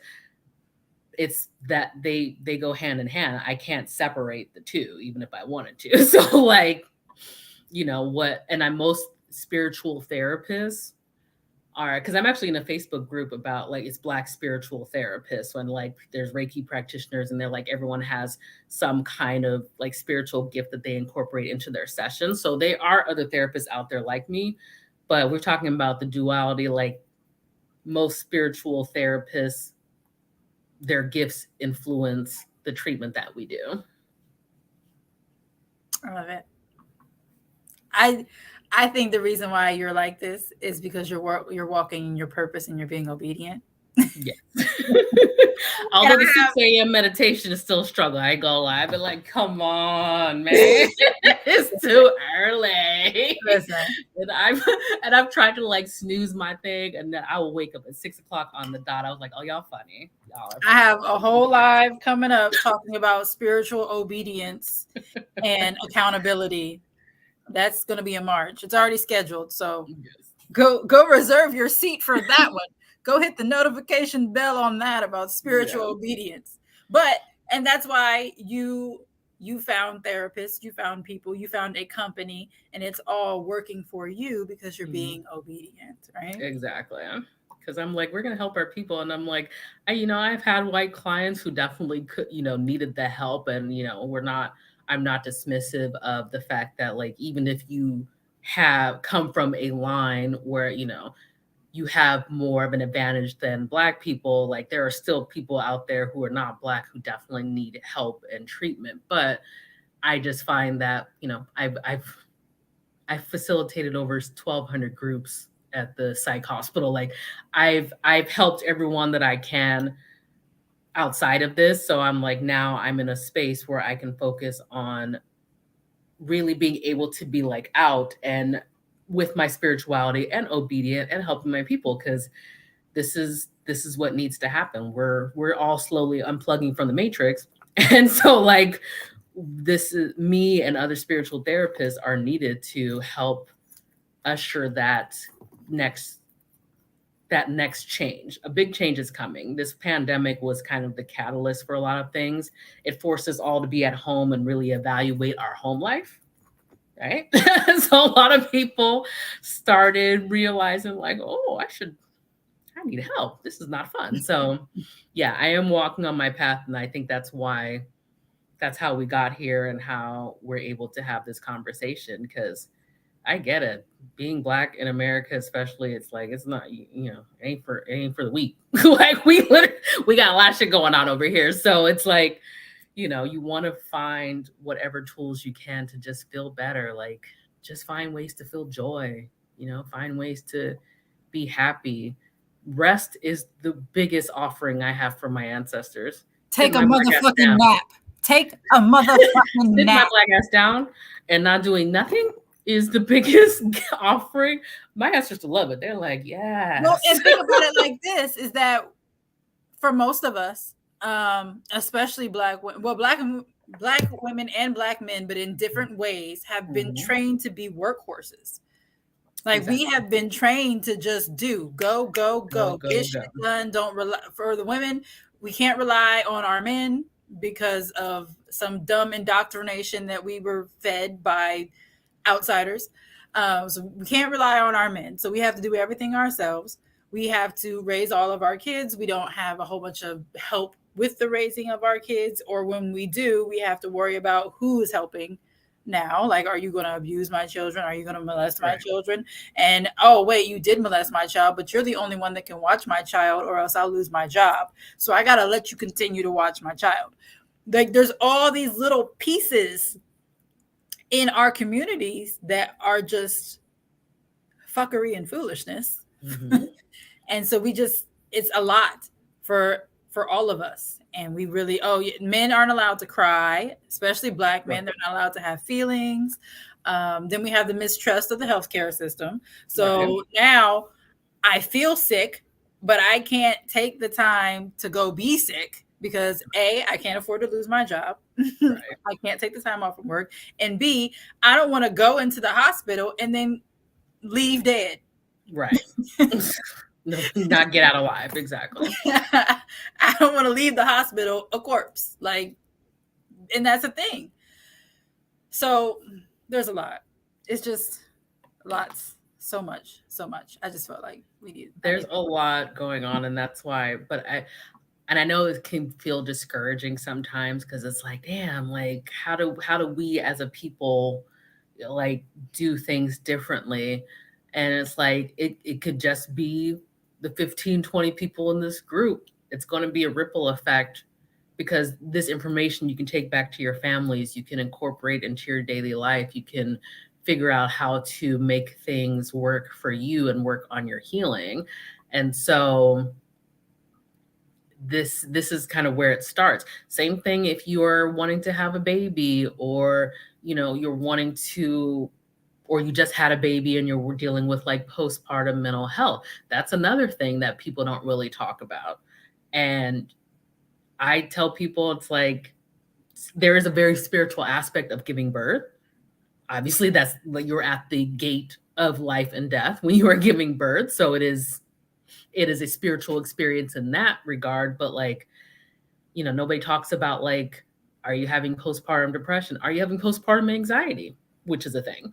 Are you like having thoughts about wanting to hurt yourself or your child? Are you not having a supportive partner? Are you like, there's lots of things that just need to be addressed and changed and worked on. But we're doing it. This is the ripple effect that is happening. And I just tell people, like, invest in your healing. If you can go spend $500 on a Beyonce concert ticket, okay, then you can spend the And I love Beyonce. $100. And I love me some Beyonce. Like, don't come for me, Beehive. I with it. I've never seen her in concert in person, but it's happening in my lifetime. I don't care. 3 times. And like, but I've seen her 3 times. I love her so much. She's so amazing. She's from H Town too, like my family. So I'm like, I love that. But I think if you can do that, then you can spend $100 or whatever on your therapy session. Like, don't play with me. If you like, if you can go see Beyonce or go buy your new purse or like do these things. You can also spend the $100 to get your will together for your children. Prince and Aretha Franklin did not have wills. It has taken a decade to sort out their estates. Like tomorrow's promise to How? no one. How Get do your life you together. have Like, all this money? And that's another thing that we didn't grow up around money. So then we right. get money, we do dumbass things with money. Case in point, MC Hammer, right? Right. And But in some that's how cases, it is because why people continue to have generational wealth is because they make sure that their stuff stays in the family. If grandma died and left the family a house, don't sell the house. Get a tenant. Turn it into an Airbnb. mhm, Move in there yourself and not have to pay rent because rent's expensive up in this piece. fuck Like rent. find a way to Black people Fuck owning rent property is not a bad thing ever. So like ever. focus on that. Like that's how, because I think people are like, oh well, if I don't go to marches, then I'm not like uplifting my community. There's more than one way to support and uplift your community, even if it's just you're focusing on making sure your own family builds generational wealth. This is what your ancestors survived all of that trauma for, is because you now are in a space where you have access to the tools you need to, one, make sure your mind body soul alignment is tight, and that you're also pursuing avenues of things that you're like interested in. You're getting higher education, you're like whatever it is that your path is, get on board with it and make sure that you take care of generations to come, because you are going to be the one venerated on that ancestor altar one day. So you need to make sure to teach your children about the practices that you want them to know about. Like all of this is part of mental health and spirituality. Like they all go together. Like you can't just be like it's spirituality or bust. Like that's how this whole topic even came up, is like this tunnel vision about like I go to church or if I like pray at my altar, then I don't have to worry about any other issues. Anyone who learns about spirituality knows that like you're not going to not have trials and tribulations. Maybe your trial and tribulation is you're going to have depression. Like so, and what you do with that trial and tribulation is what's going to help heal your bloodline, because maybe your kids will have depression too. But if you handle it in your lifetime and show them how to navigate all the different tools, you're not going to have your grandchild be depressed and be in a psych hospital for the rest of their life because they didn't access the tools. So that's my spiel on all of that. Just use all the damn tools. Use And white people do it all the time. Like, hear me on this. Like me. they do it all the time. They don't mess around with their stuff. They don't sell houses when grandma dies. They don't like no. They don't. Get your life together. That's all. That's the moral of that story. However it looks, including your mind. If you're trying to get mind, body, soul alignment, use all the tools available to you and secure generational wealth within your family. Get a will. Get a will. It's $90 on LegalZoom. And furthermore, get life insurance. Life insurance, Stop exactly. selling plates to bury mama. I'm going to say Right. it one more time. Stop selling plates and belongings and coochie and phallus, little neck. Yeah, stop doing all that to bury somebody. Right. First of all, go on ahead and cremate them. And the life insurance, like people don't understand that, like with life insurance, like there are some policies that like you can borrow money out of the policy to help with finances. There are life insurance riders that you can put in place when you're young and healthy to help out if you have like dementia or something when you're older. I discovered that recently, is like if you had life insurance, this particular rider about something to do with dementia, then that would help pay for your care later on in your life if you actually did get dementia. Like life, and the whole reason this topic even comes up is because I cannot remember where I saw this. I don't remember the man's name, but it was an interview and it was a white man who had worked for life insurance for years. And he said that if every black person in America had life insurance, then the police would stop killing them because life insurance policies don't want to pay out. So they would start getting in their asses about like, we got all these claims, y'all. Like, what's going on? Like, y'all need to stop doing what you're doing because any kind of insurance, medical, life insurance, homeowners insurance, their objective is to not pay.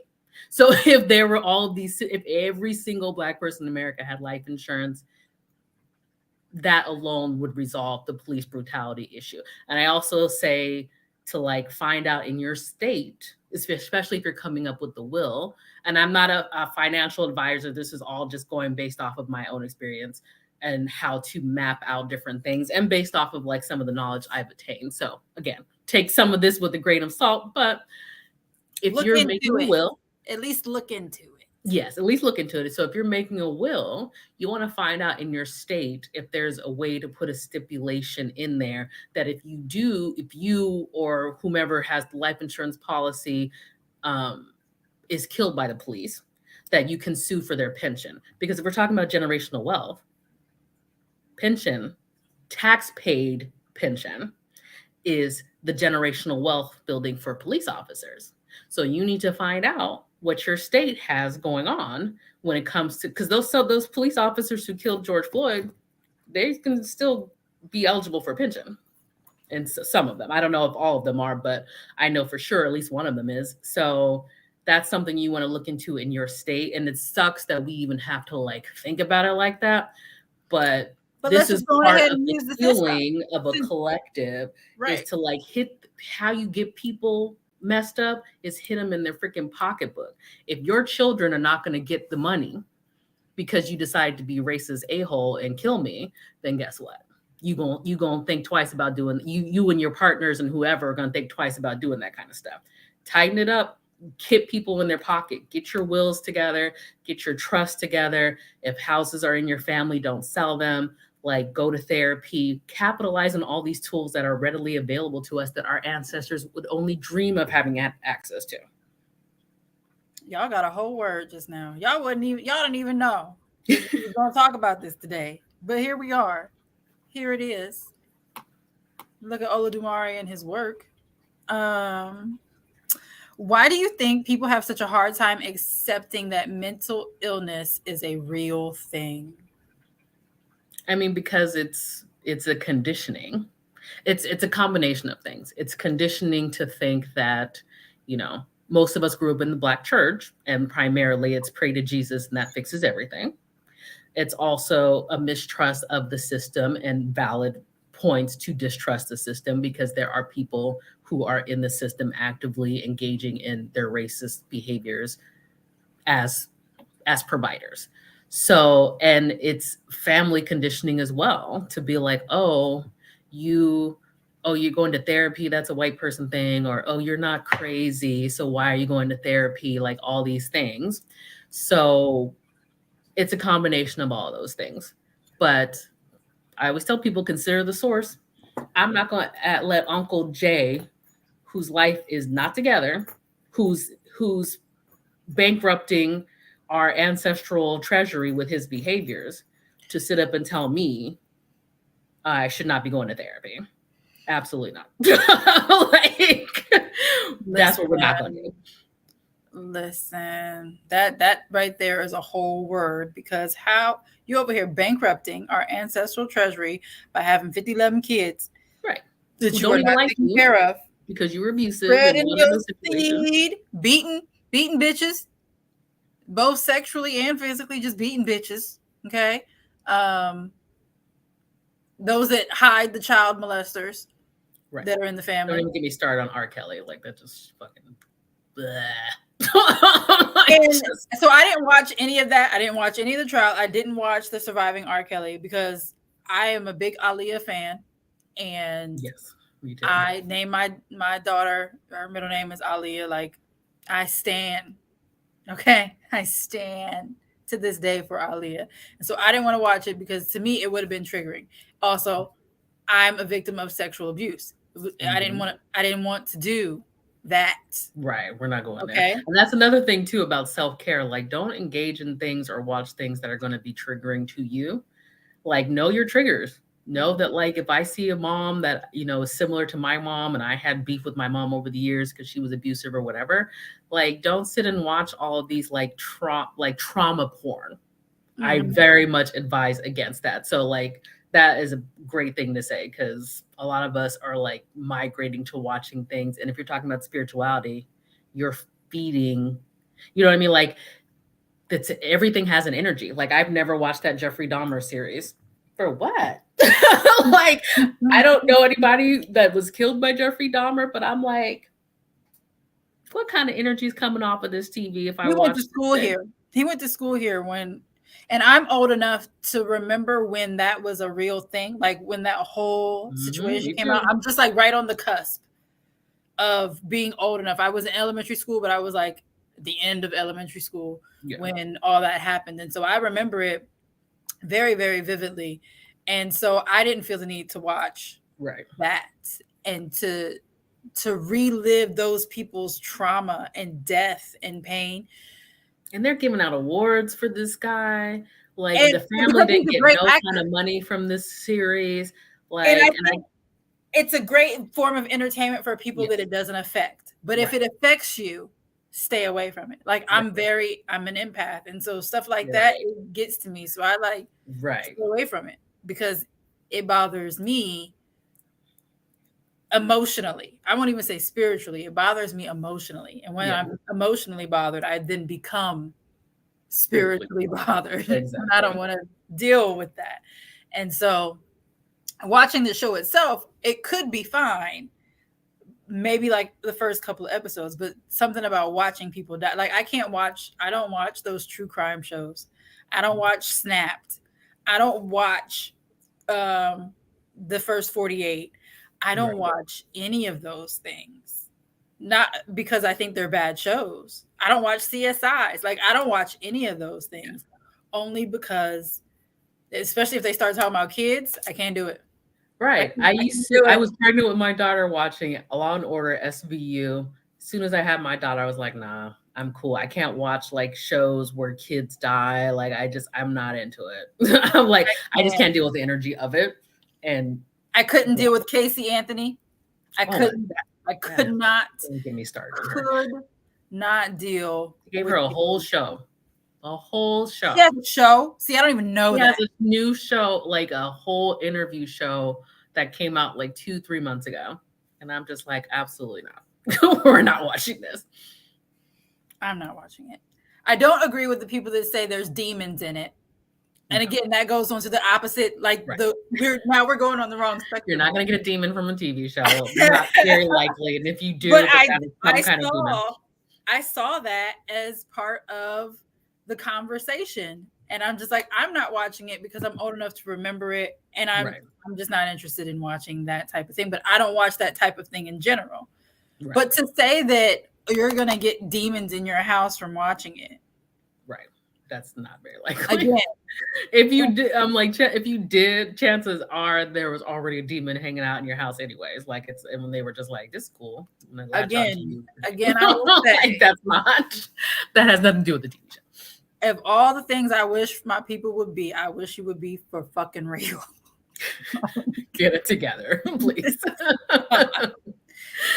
Ah, But that's what I mean. It's just a lot of these things are just taught. We are very suspicious of our African diaspora practices. All of this is by design. So we know all of this is by design. The objective is to keep us unhealed and uneducated about how to capitalize on all the tools that are available to us. And that's how you fight oppression. You don't have to be out there marching if that's just not your thing. I don't want people breathing on me, especially in a pandemic. So you ain't gonna catch me outside in a march per se. But I've been to one and I was like, this is fine. This is the last time now. But I'm like, there's different ways to fight oppression and to uplift your family. You don't have to do it all in the same cookie cutter way. But just know that rest and healing, if you learn nothing else from this, learn that rest and healing is the number one way or one of the best ways to honor your ancestors if you're talking about spirituality. And that healing will include medical and mental health interventions. Yes. And to Priestess Anansi's point, sometimes the way that we use words, the connotation of the word can be triggering. I know some people don't like the whole good morning, grand rising argument, right? Mhm. But if it's a thing for you, it's a thing for you. If Right. it's not, it's not. Same thing with like something like porn. I don't watch porn. I had a problem with my husband watching it because it's like, hello, we're married. I'm right here. Let's go. why, why are you watching that? I'm right here. I'm right here. You're live and in action. Flesh, you know? But whatever. But it's like if things don't bother you, great. But if they bother you, know that. And then don't engage in those types of things. And if it has to do with a behavior that someone else is doing, I always say this. I learned it during my marriage because I realized what I was doing and I realized I had to stop doing it. You cannot hold people accountable for things that you don't say. Yes. And Mind, feeling. no mind reading aloud. Doesn't So happen. if something makes you feel a type of way, you have to tell the person what they're doing that makes you feel that way. Now, if you tell them and they say, fuck you, or, whatever, then we can go on to the angry thing, right? Now you could be mad. Now you can really feel some type of way. But if you tell somebody and they're like, oh my God, I'm so sorry. I didn't know that was a thing. And then they make progressive effort in order to change that. And you have to also let people change things and don't expect it's going to be like a cold turkey change. Right. Especially if it's a behavior. So if you say, I feel some type of way about you watching porn and here's why. And then they can say, I like porn. This is why I watch it. And then if you can have a real conversation Right. now. Conversation about it. But you have to both be mature enough to have that conversation. And or if you're healed enough to have that conversation. or healed enough. To add to that, it's like if you grew up in a family to where if you were beat every time you expressed your opinion about something, you're not going to have good communication skills in general because there's going to be a reflex that automatically there's going to be a punishment if I express what's going on. That's why Codependency Anonymous is good. That's why therapy is good. Like these are the kinds of, that's when you start accessing these tools to help you heal, because the objective of our, especially if you have a partner or children or things like that, you want to be able to have healthy communication and be able to express your needs and be like, I don't like that you watch porn. I don't like that you left the toilet seat up. I don't like, and even talking to your children and being like, I apologize because mommy got upset and yelled at you, when when you were doing annoying things. But apologizing to your kids. That's a generational curse to break, because a lot of us didn't have mothers who would apologize for yelling at us or hitting us or whatever. So like this is part of the overall generational healing stuff that I'm talking about.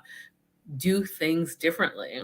Your ancestors didn't necessarily have the access to these tools. They're probably on the other side like, damn, I wish I would have had a therapy available to me, or like, I sure wish they would just take their ass on to therapy right now so we could get more in our, our treasure chest over here. Like, let's go. What are you doing? Like, oh, wait. Y'all talk about being molested now? Y'all talk about that? Right. Y'all don't keep that hidden? Y'all tell y'all parents? Y'all tell a stranger? Y'all let outside folk on the inside? Mm-hmm. That's house business. Exactly. And it's like, no, it's not. And that's why everybody's jacked up in this family, because nobody's talking about it. So it's like, just know that if you're in this group and you're watching this, just know that like you got here because your team is probably like, you need to go watch this. Even if you're watching the replay, you can tap into your spiritual aspect of it. Is like, you're not going to get to this video without it being by design. But just know that like that just means that you are probably the person in your family who's going to do things differently, who's going to champion the idea of doing some healing, and who's going to make the largest amount of deposits in your ancestral treasury. You are the one who's going to like make sure your kids and grandkids and 14 generations down the line and 14 generations back are healed. Like it's gonna freaking suck. You're not gonna like it all the time. I'm not gonna give you rainbows and unicorns and be like, therapy is great. No, like if you're having a good time in therapy all day, every day, you're not doing the work. It's supposed to be annoying and like At some point, you better cry. I've I've wanted never even to curse been to out my therapist a few times and be like, this bitch. You know, like because, you know, sometimes we don't want to be confronted with an issue that we need to work on, but make yourself uncomfortable. The fear of the situation of going to therapy and healing, I promise you, the fear is a million times worse than the actual experience. I've never gone to therapy and had the actual therapy be worse than like my initial fear about going to therapy. It's the same thing. or the For thing that sent everybody. you to therapy. Yeah. Like, what's worse than being molested? Just going ahead and talk about it. Talk about it, let it go. And especially if you're thinking about spiritual aspects, that is an energy that is attached to abuse. Like, why would you want to hold that in your body? Especially when it comes from a family member, because now that sticks in. And if you talk about it, maybe the cousin will say something, or your sister or brother, or that, yes, priestess Anansi, issues in the tissues. Right. Like, you getting help may be the motivation for those family members that you never thought would get help to actually be like, oh, okay. Oh, Right. so you didn't die? You didn't die when you went to therapy? They didn't kill you? Oh, Mhm. so I can go to therapy? Yeah. Oh, okay. Yeah, there are modalities to release those issues like eye movement, EMDR, which is eye movement, desensitization and reprocessing. That shit, I ain't gonna lie, that was a game changer for me. Like that, I've had like, you know, different types of therapy, but when I discovered Bikram yoga and had EMDR, that opened up, like that was like the popping the lid off of my healing. So like that's what I'm saying. Like, find someone who specializes in the topic that you want to work on: sexual abuse, addiction in the family, whatever it is. And they will use the modalities that are going to work best for that particular situation. But that's why I'm like, you have your list of what to ask for a potential therapist. You have a list on how to like get into your life insurance and wills and all that stuff. We listed out the mental health like references or resources.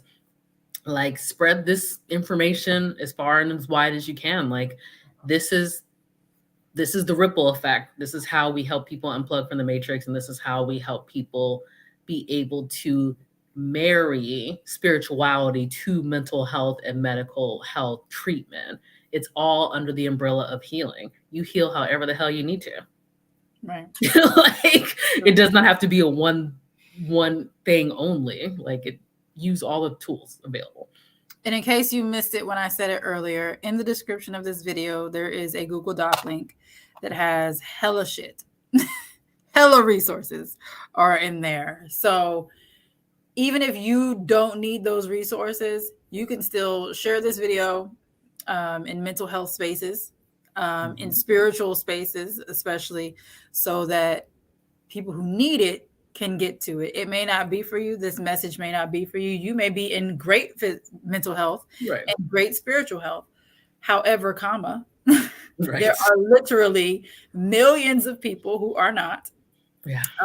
If you're Black, go on ahead and share it anyway, because we're not talking about specifically about ancestors. You know, we talked a little bit about Christianity, and this is not an Ifa problem. This is not a hoodoo Right. problem. This is not a voodoo problem. This is not even just a but it is a diaspora problem. It's a big diaspora problem. And even active Christians have church hurt. Especially those and we didn't even talk about sexuality, but I have a whole class We can talk about that in my sexuality and religion class in a couple weeks, because that also factors into mental health. And It when you, does, including using proper terminology for yes, body parts. That also prohibit, well, not prohibits, but it helps, deter or make it more and make it easier to identify sexual abuse in yeah, children. Just a little tidbit. yes, That's and like, that is exactly why my children have always said vagina and penis. yes. We ain't My doing the daughter weird. knows vagina. She thinks she's a boy. She's like, I have a penis. I'm like, no, you don't, but okay. But she knows there's a So vagina. She knows there's a penis. my young person prefers they them, and so I most of the time I do it, but every now and then I slip and say she or her, but they prefer they them. Mhm. Um, but they always knew what a vagina was and a penis is. They always knew the difference. And my son was the same way. At one point, his great grandparents had him saying "wee wee." I said, "No, sir, that is a penis. Right. You What have is a wee? You you have have a penis. I have a vagina." And I did it on purpose. I purposely didn't make nakedness taboo mm, because I didn't want it to be a fixation. right. Where Because it's what like, you withhold is what they fixate on. yes, Alcohol, drugs, yes, nakedness, like yes. So it's done in a way that's normal. So like if I just get out of the shower, I'm naked. If I'm about to get in the shower, I'm naked. I'm just sitting in the bathroom. You're in here talking to me. right. Okay? I'm trying to mind my business. You're already minding my business. Okay. Um, I explained menstruation to my children super early so that because I didn't know what was fitting to happen. Right. I had no idea really. I mean, you get the education in school, but in the 90s, we weren't talking about periods. But that That's also something, has to do with like church trauma. Like my mother yes. had no idea what a period was. She thought she was like dying when she got her period because her Same mother. thing that happened to my mom. Like Yeah. it happened at school and she was crying. She said she Yes. was crying and didn't know what was going on. Like she went to the nurse and the nurse had to explain to her what was happening. And especially in children that have them younger, it's it's important to know. My boyfriend freaks out. Like he's better now. We've been together almost 5 years, so he's better now. But like blood and periods was like, Yeah. yeah. Like it was weird to him because it wasn't something that he had to deal with, which is crazy because he has a very involved, very great mama. He has a younger sister, but he somehow avoided it. Yeah. And so my son, I could be like, hey, go get me a purple pad. He knows what that is. Go get Right. me an orange pad. They So know the difference. you They know know the that color difference. difference. We don't know why they're different, but if I just say I need orange or I need purple, he's just gonna bring me what I said to bring Right. me. He doesn't freak out anymore. Like if he comes in there and I sitting on the toilet, whole big old thing, and I have a whole high school boy, and he's not freaked out by nakedness. I Right. did this on purpose so that he's not one of the ones that's like being watching weird porn. He's going to watch porn at some point. Yes. He's They going to all. have a boyfriend at That's some just what. point, right? I'm not going to be delusional and say, "Oh no, my baby would never." No, that's not me. He's Every going to man in do your it life is watching porn at some point. So don't at even some upset point, and yourself. a lot of females, Fathers, uncles, brothers, and a sons. lot of females do it A too. lot of So it's people not do, even exactly. like I caught my daughter with it. The young one, not even the boy, Yeah. it's the baby. I was just like, I don't even know what to say. I It's said about to her, sexual exploration, and that's another, like, we can definitely talk about that, your sexuality class, or yes, just moving forward, because it's like black sexuality or um homosexuality, bisexuality, all these different pronouns, like that's another area where, black people struggle to really eh, access, like to really be supportive or access that kind of information. They're like, I'm gonna call you a he, you were born here. Like Gabrielle Union's daughter, Like there's this Via war people about make it she's crazy. under the age of 18. She was born a boy. Kids know their sexuality. You are born with it. I do not care. I'm not going to argue with this. So please don't at me about it. You are born with your sexuality. You are born with whatever pronoun you're going to have. It is not a learned thing. I did not learn how to be heterosexual. I remember watching a movie when I was 9 years old, and I think it was Thelma and Louise. You know, shout out to my mother for showing me Thelma and Louise at 9 years old, but I digress. I was younger. I was even Not an younger. appropriate I kid haven't even movie. seen it since then. I But was I'm like, gonna tell God. you, I saw me a half naked Brad Pitt in that movie at 9 years old, and I was like, "Well, what is that?" I feel tingly. I don't know what's going on. So like, it wasn't something that it wasn't something I was taught. It did not matter all the different shows or whatever I saw up until that point. I was born this way. Like your children are born this way. And So then so having be somebody careful of their say, style. no, no, no, you're wrong all the time, it's traumatic. Right. And that builds whole other versions of trauma that you now have to heal from, And because they're not going to talk to you. and they're not. You want your children to talk to you about what's going on in their lives. But if I can't even get you to use the proper pronouns for me, well, then I guess I don't need to talk to you. Like, so Right. like this is part of the healing and this is part of the disconnect that we're working towards. But I love it because it's like we can't be discouraged, even though it feels like, damn, there's so many of us who are still like not understanding what's going on with the healing process. But it's like this is where it starts. You guys have more power and strength than you realize. And like I am very confident. Like when I say my ancestors were like, girl, today is the day. Like everybody was excited. They were excited. They're like, we're going to really share our information and really get it out there. Like this is what I honestly think this conversation is all a collection of 20 years working in mental health. It was for this type of moment. You know what I mean? To be like, this is how we do it, y'all. I cracked the code. We got to get in here and get our treatment going. We got to get our healing going. Like, damn everything else. Like, I don't care who has a problem with it. Tell Uncle Jay to sit his ass down and mind his business because you're going to go to therapy regardless. Mind your business, Uncle Jay. You go over there, go call your kids. Oh, they don't answer your phone? Okay, well, then you should shut up and stop talking to me about what I got going on with my life. If you guys have any questions, put them in the chat. I think I have one more question for you. So,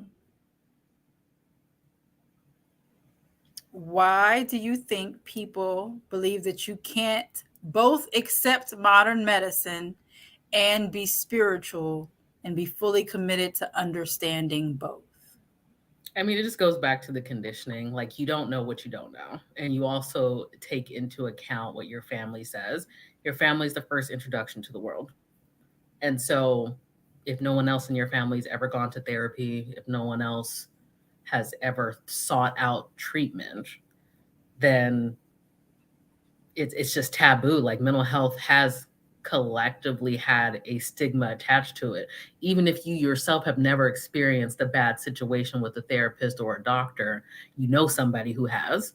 You know somebody who has told you therapy is not for Black people. Like there's just so many different aspects as to why we are suspicious of it. But if you're open-minded enough to be learning about spirituality, then you should equally be open-minded enough to utilize whatever tools are available to you for your healing, because spirituality is not the goal only. Mental health treatment is not the goal only. Mind, body, soul, overall wellness is the goal, as it will help your ancestors before you and future generations to come. Even if you don't feel like, oh, I don't want to do this, do it for your kids. Do it for the grandkids that you don't have yet. Like you can't afford to stay ignorant. That's what the oppressor wants. So why would I do that? Like that don't even make no sense. Like, so that's why I'm like, if you can invest X, Y, because Beyonce's got her billions. She's not worried about your $500 for her ticket to go to see her. Get your get it together because that's what It's your gonna sell out. ancestors It's gonna sell out anyway. Somebody gonna buy that. right. she, She ain't gonna be upset. she got $24 million to do an hour concert. Like she is not worried about what you got going on, but make trust and believe Blue and them twins are gonna like 14 generations down the line are still not gonna have a thing to worry about. I guarantee you she's Baby, got a tight trust and will and owns properties and stuff like that. So if we want to be like Beyonce, let's tighten it up for our future generations. And that includes mental health treatment. That includes getting a spiritual regimen that works for you. That includes going to get your pap smears, going to get breast exams, y'all, if going y'all don't keep y'all's coochie together, I'm saying this. somebody needs to go in there and inspect, Somebody like needs to check her out. Somebody needs to check her. Okay, every couple years. We don't even have to do them every year anymore. I was yeah, so thankful. I was like, oh, I ain't got to do this every year anymore. right. As long as it's normal, I ain't gotta come back for 2 to 5 years. Oh, bet it, And bet. then the breast exams, especially like breast cancer, colon cancer, like get all of your screenings. Like y'all, especially if you got health insurance, wear their asses out with your appointments. You paying I'm for on. it? Listen, I'm on Job and Family Services insurance right now. I be going to the doctor, baby. They're gonna be sick of Okay, me. I I go to be the going to doctor. the doctor. My kids be going to the doctor. Oh, what y'all need to do? Oh, let's run it. Let's go. Let's And go. even Oh, if I you need to don't have have blood work every two insurance, months. I have to go every 2 months to get blood work for my yes. anemia. And then right now it's about every 6 months. I have to have an infusion. Y'all, my infusions are $4,000 each. Okay. Hmm. But I have that good insurance that pays for all of it. And I'm going to take full advantage of that shit. Because when my iron is low, I'm not my best self. I'm Right. tired. I spiritually I can't even be my best self because I can't stay awake. I'm Right. tired. And also, by the way, I could have a stroke. Right. So I have to go take care of that because I'm not my best self. So if I had something really going on in my brain, I'm going to go take care of that because there's no way I'm going to be able to operate normally if I'm seeing things fly back and forth Hmm. or I'm hearing voices and I can't control it where it's like too much and it's loud Right. and I'm saying, "Hey, calm down. Can y'all speak to me one at a time? Can y'all?" And because you can do those things. If you're one of the ones that hears voices, you can ask them to stop. You can Hmm. ask them to chill out. And then when they don't do that, when you've been praying for them to do that, now it's time to seek outside Additional outside help. things. Exactly. So you can start with the praying it away. Right. You can't pray away cancer, but you can start with the praying away of the voices and the visions, or at least for them to calm down. One of the priestesses, she said, "Can y'all, if y'all gonna come to me, can y'all come to me in a way that's like not gonna scare the shit out of me? Right. I'm in the shower and I'm hearing Like, what is that? I don't want to turn around and see you with your neck like this because you was like slit open or something. Like you Mhm. died a gory death. Can you come to me normal?" Right. Like So pull that it I'm together, not please. freaked out Don't by come in here looking a little out there. because half your face is gone, and I'm not going to respond to that the right way. Right. They in the Bible, when the angels would come and they say, "Fear not," it's because angels look fucking scary. Angels Mhm. aren't these little cherubs with harps. Angels aren't these, pale skinned with wings and robes. Mm-mm. That's not. There's there's several classes of angels, but those angels, the reason why they were Scary. saying that, because why would you be scared of a beautiful person in a robe? Right. They got a makeover when it comes to the drawing of what they look like. Yeah, That's you're why like, I'm what are like, you you doing? gotta, That you shit's know, crazy. you It's can ask absolutely for crazy. assistance. You can ask for help with like, please don't come at me with your face missing and things like that. But going back to the medical stuff, it's like, you know, go for your walks, do 30 minutes a day, like try to fast from meat once a week at least. Like, because inherently we don't eat well either. Like there's a lot, like it's just soul food is usually not very healthy. Like if you're a vegan, if you're a vegetarian, if you're like pescatarian, like, play around with it and see what you can do. But like that too is part of your, go see a nutritionist. Nutritionists Yes, can help because get you don't together. just do it because you want to. Not everybody is meant to be vegan. Right. Not Right. everybody Not is meant everyone to can be. make it as a vegan. Like, don't force yourself into something that's going to make you miserable. Right. But as far as your overall health, when we talk about going to see a doctor of some kind, nutritionists can help you like figure out a good health plan for yourself. The objective is to live a long, happy, healthy life. However that looks, however that comes to you. And how it will come to you is by using all of the tools that are available to you. Stay on top of your health, stay medical and mental health, stay on top of your spiritual health, working on your obedience, working on your ancestral treasury. Watch them sophisticated Sunday videos on YouTube. Hunty baby, let Yes. me tell you, like Yes. you will get your That's how I whole end up. life together watching That's those how I videos. end up finding BSN. I Me somehow too. saw a sophisticated Sunday. I don't even know how. I couldn't tell you what the I don't know how program it came to was. me. I was like, I I, had never heard of it. I'd never seen anything about it. I don't know the algorithm. I liked. You can say blaming on the algorithm, but my ancestors were just like, we need you to watch this. And those videos, it is free information on how to just start the basics of your spiritual journey.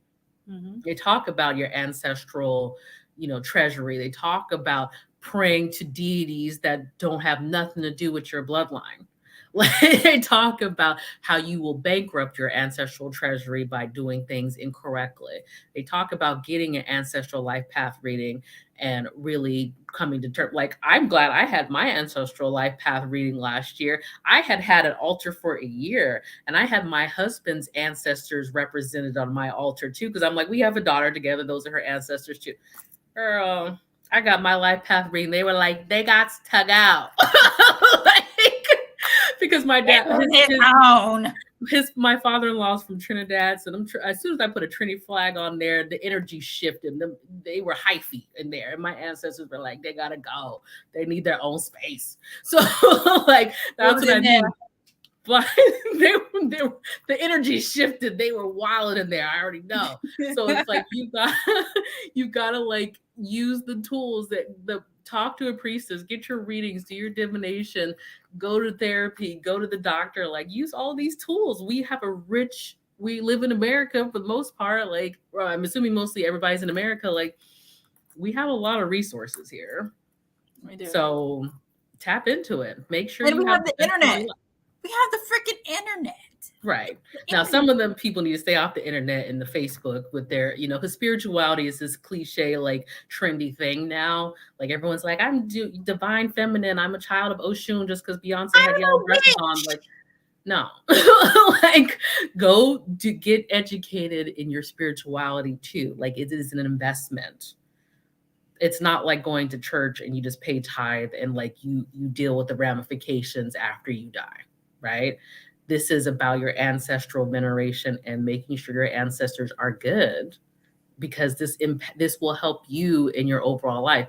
You need to go get these ancestral life path readings and talk to people about like what's going on with your ancestors, because most of us did not grow up with this kind of practice. So that's why it's like if these tools are available to you, get in there and use them. Whatever the tools are, your spirituality, your mental health, your medical, all of that's under the umbrella of wellness. So do whatever you need to do to make sure you are well and well rounded in your health. I love it.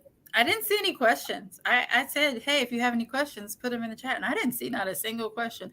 I think that I've been talking so much. I'm like, maybe we answered all the questions. Did we answer all the questions? you So were you just have so specific. damn thorough. I'm a talker, baby. You I'm a were just so Leo. damn We be out thorough. there. Wait, Doing our thing. I forgot. You're a Leo too? I'm When's your birthday? ridiculous. When's your birthday? July 23rd too, the first day of Leo. I'm August 9th, same day as Whitney Houston. We got Madonna, we got Obama, we got Whitney. I want white Madonna back though. Yeah, she's. I don't know what happened White to her Madonna, face. not this Madonna that's a bad bitch or I don't know whatever. what happened to her face. It scares me. Plastic surgery happened to her face, but she I would know, had but on one of them tight it's little like corset things and was trying to twerk because she got black. she got like the fake butt. Yeah. Oh, Oh, she got a BBL. I just can't. Madonna was a bad bitch back in the day, just being white Madonna. Like I She don't know what right, happened. white Just be Madonna with old. no, It's okay. Just with be her old. little booty and her little boobs. White Madonna had a nice body. White Yeah, you can Madonna tell had. her nothing. Now it's just like, oh, honey.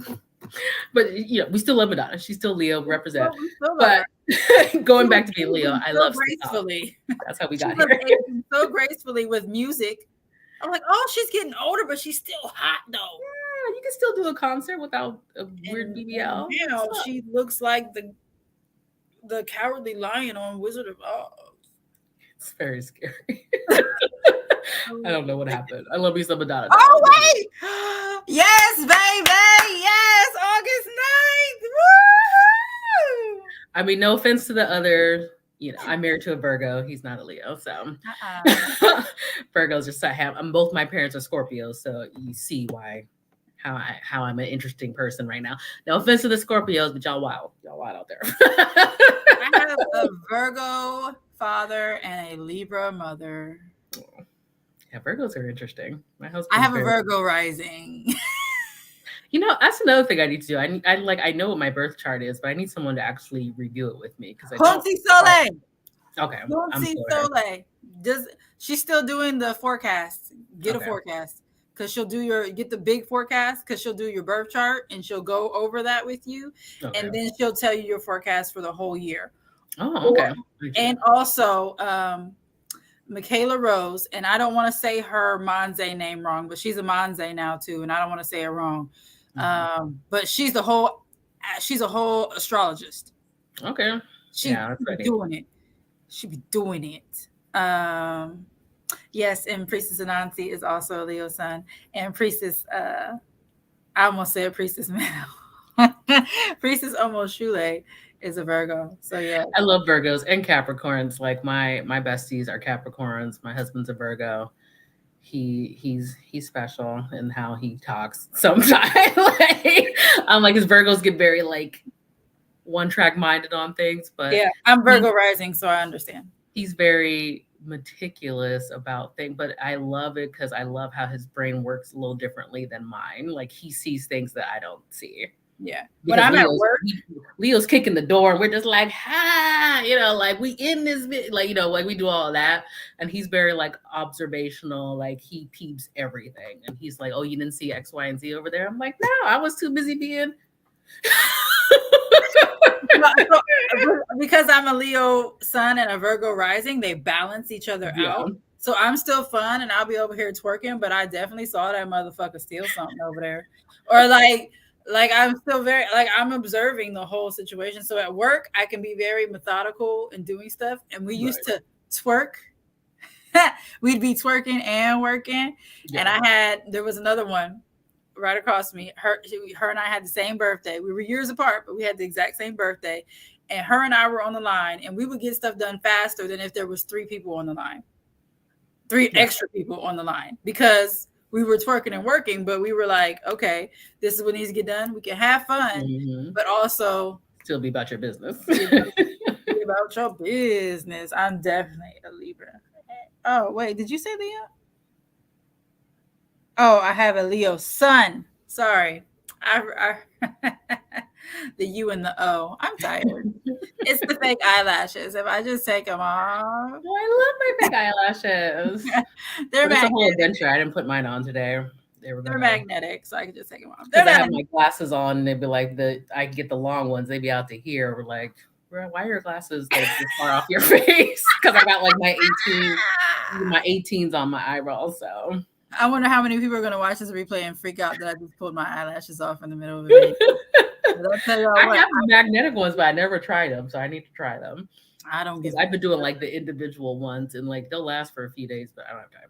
I don't have time for that. But that's all part of my self-care. That is another thing we talk about. Our healing is what's your self-care. You need to have more than one thing. I got my nails done for the first time in years. That was my self-care. And I Self had care. fake eyelashes for a little while, like the other ones. The last like 2 week ones, I had those. I was like, Yeah. I'm not going into 2023 looking like a foot. I'm going to take care of myself. And Yeah. so I did Because that. also, if you think about like, can we talk about like magic having to do with like your appearance? Like, it really is true because it's a psychological aspect, but also a spiritual aspect. Like, when you look better, you feel better. Mm-hmm. So do whatever it is that you need to do to make yourself feel like you look your best. And, because it's an energy attached to like, I'm just, slumming and bumming and not necessarily pulled together. Now, outside of work, there are definitely times where I look a little rough, where I'm just like, what's going on? Like, but my regimen has to do a lot with, you got to put your makeup on. You got to make sure you do your facial stuff at night. Like, keep your nails together. Even if you're not going to a salon, you can paint them yourselves. Like, in this pandemic, when I couldn't go get my nails done, I had to get like my own gel kit and like do all that stuff myself. So like, play around with it, whatever it is that you need to do. But that too is part of your mental health. It's part of your spiritual journey. All of these things go together.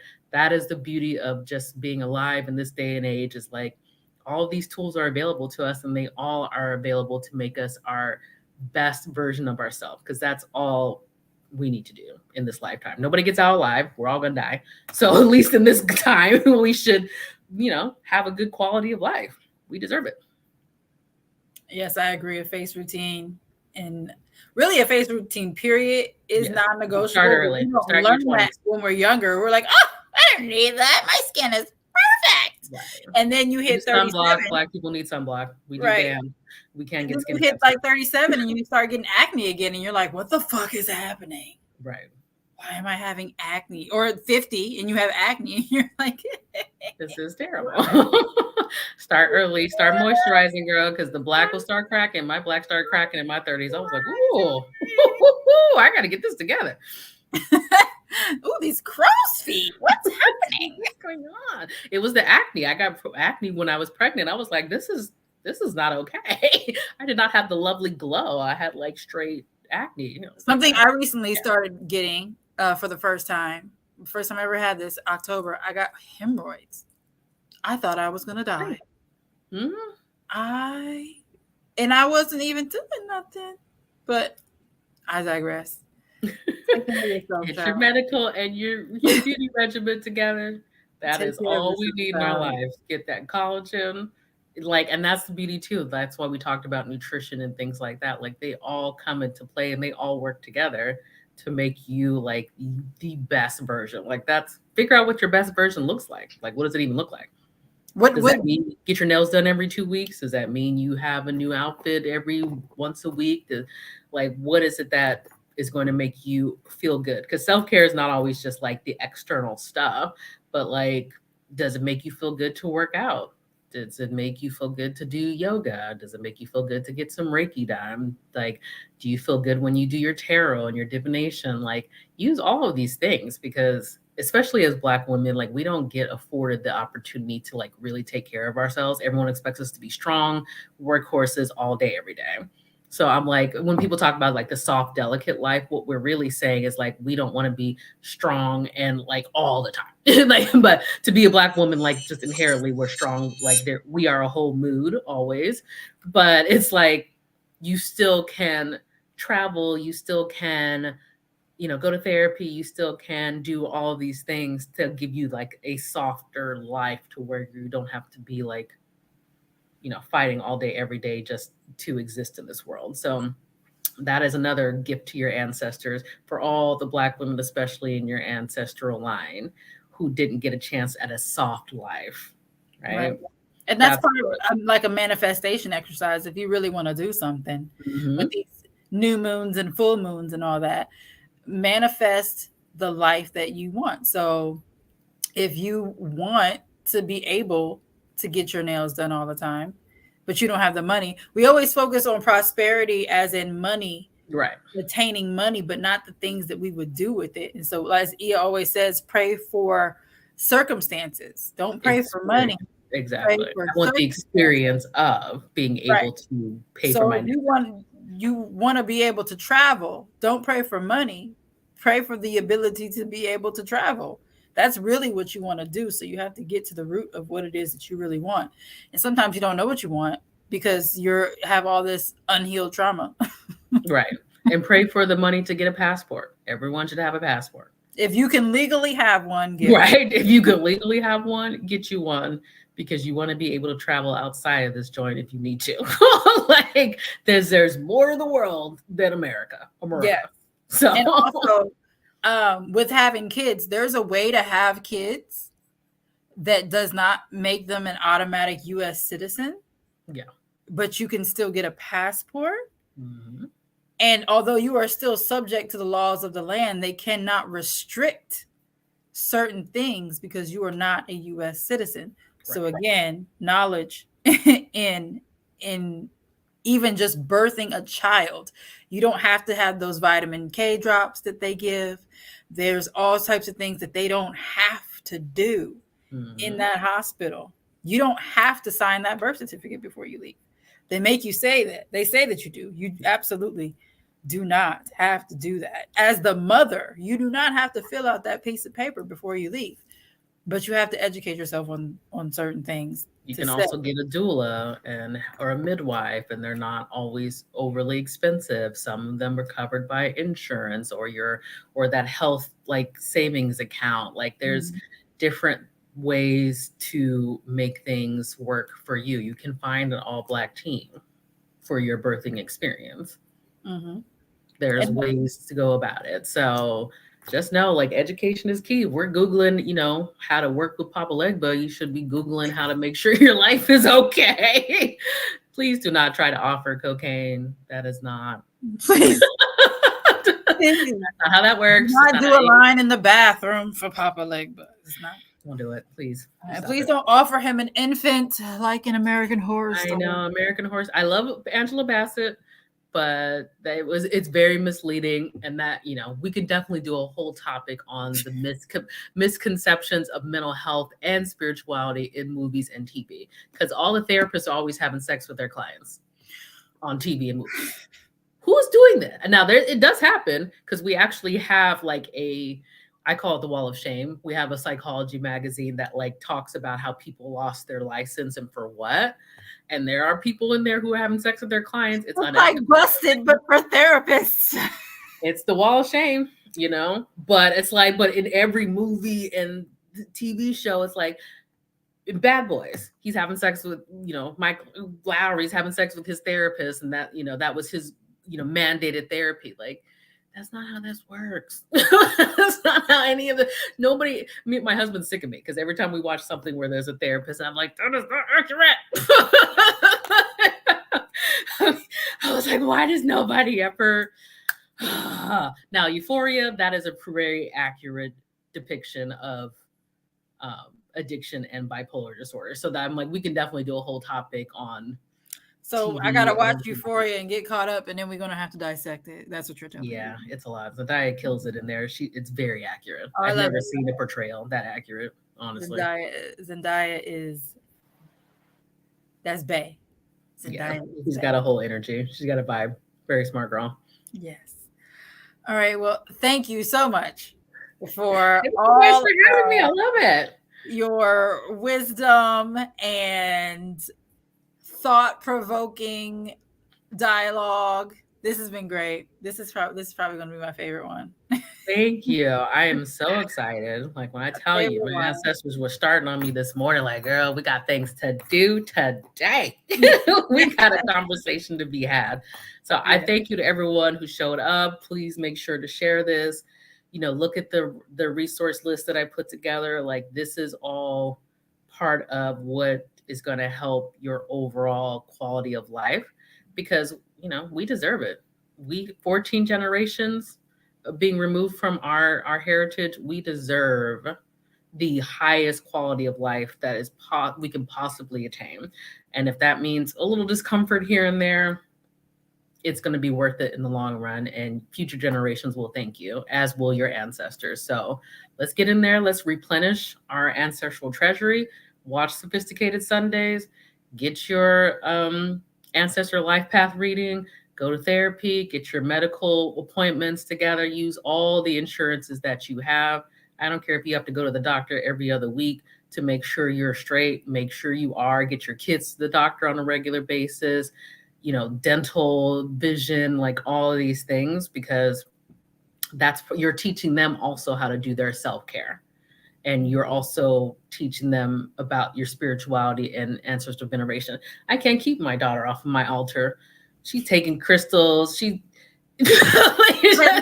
had to give my small person their own. They have their own. Right. And I'm like, I see she has her own, and she still but the answers are just like, it's fine, baby. It's fine, baby. Like she's interested in it. So, they have their own. They have their own crystals.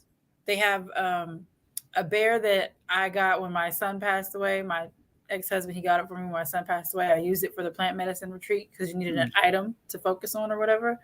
And I used it. And then in a ritual with Hunti Soleil, we had to give something important away. And so I gave my small person that bear. So that bear is sitting on their altar with all the things. So it was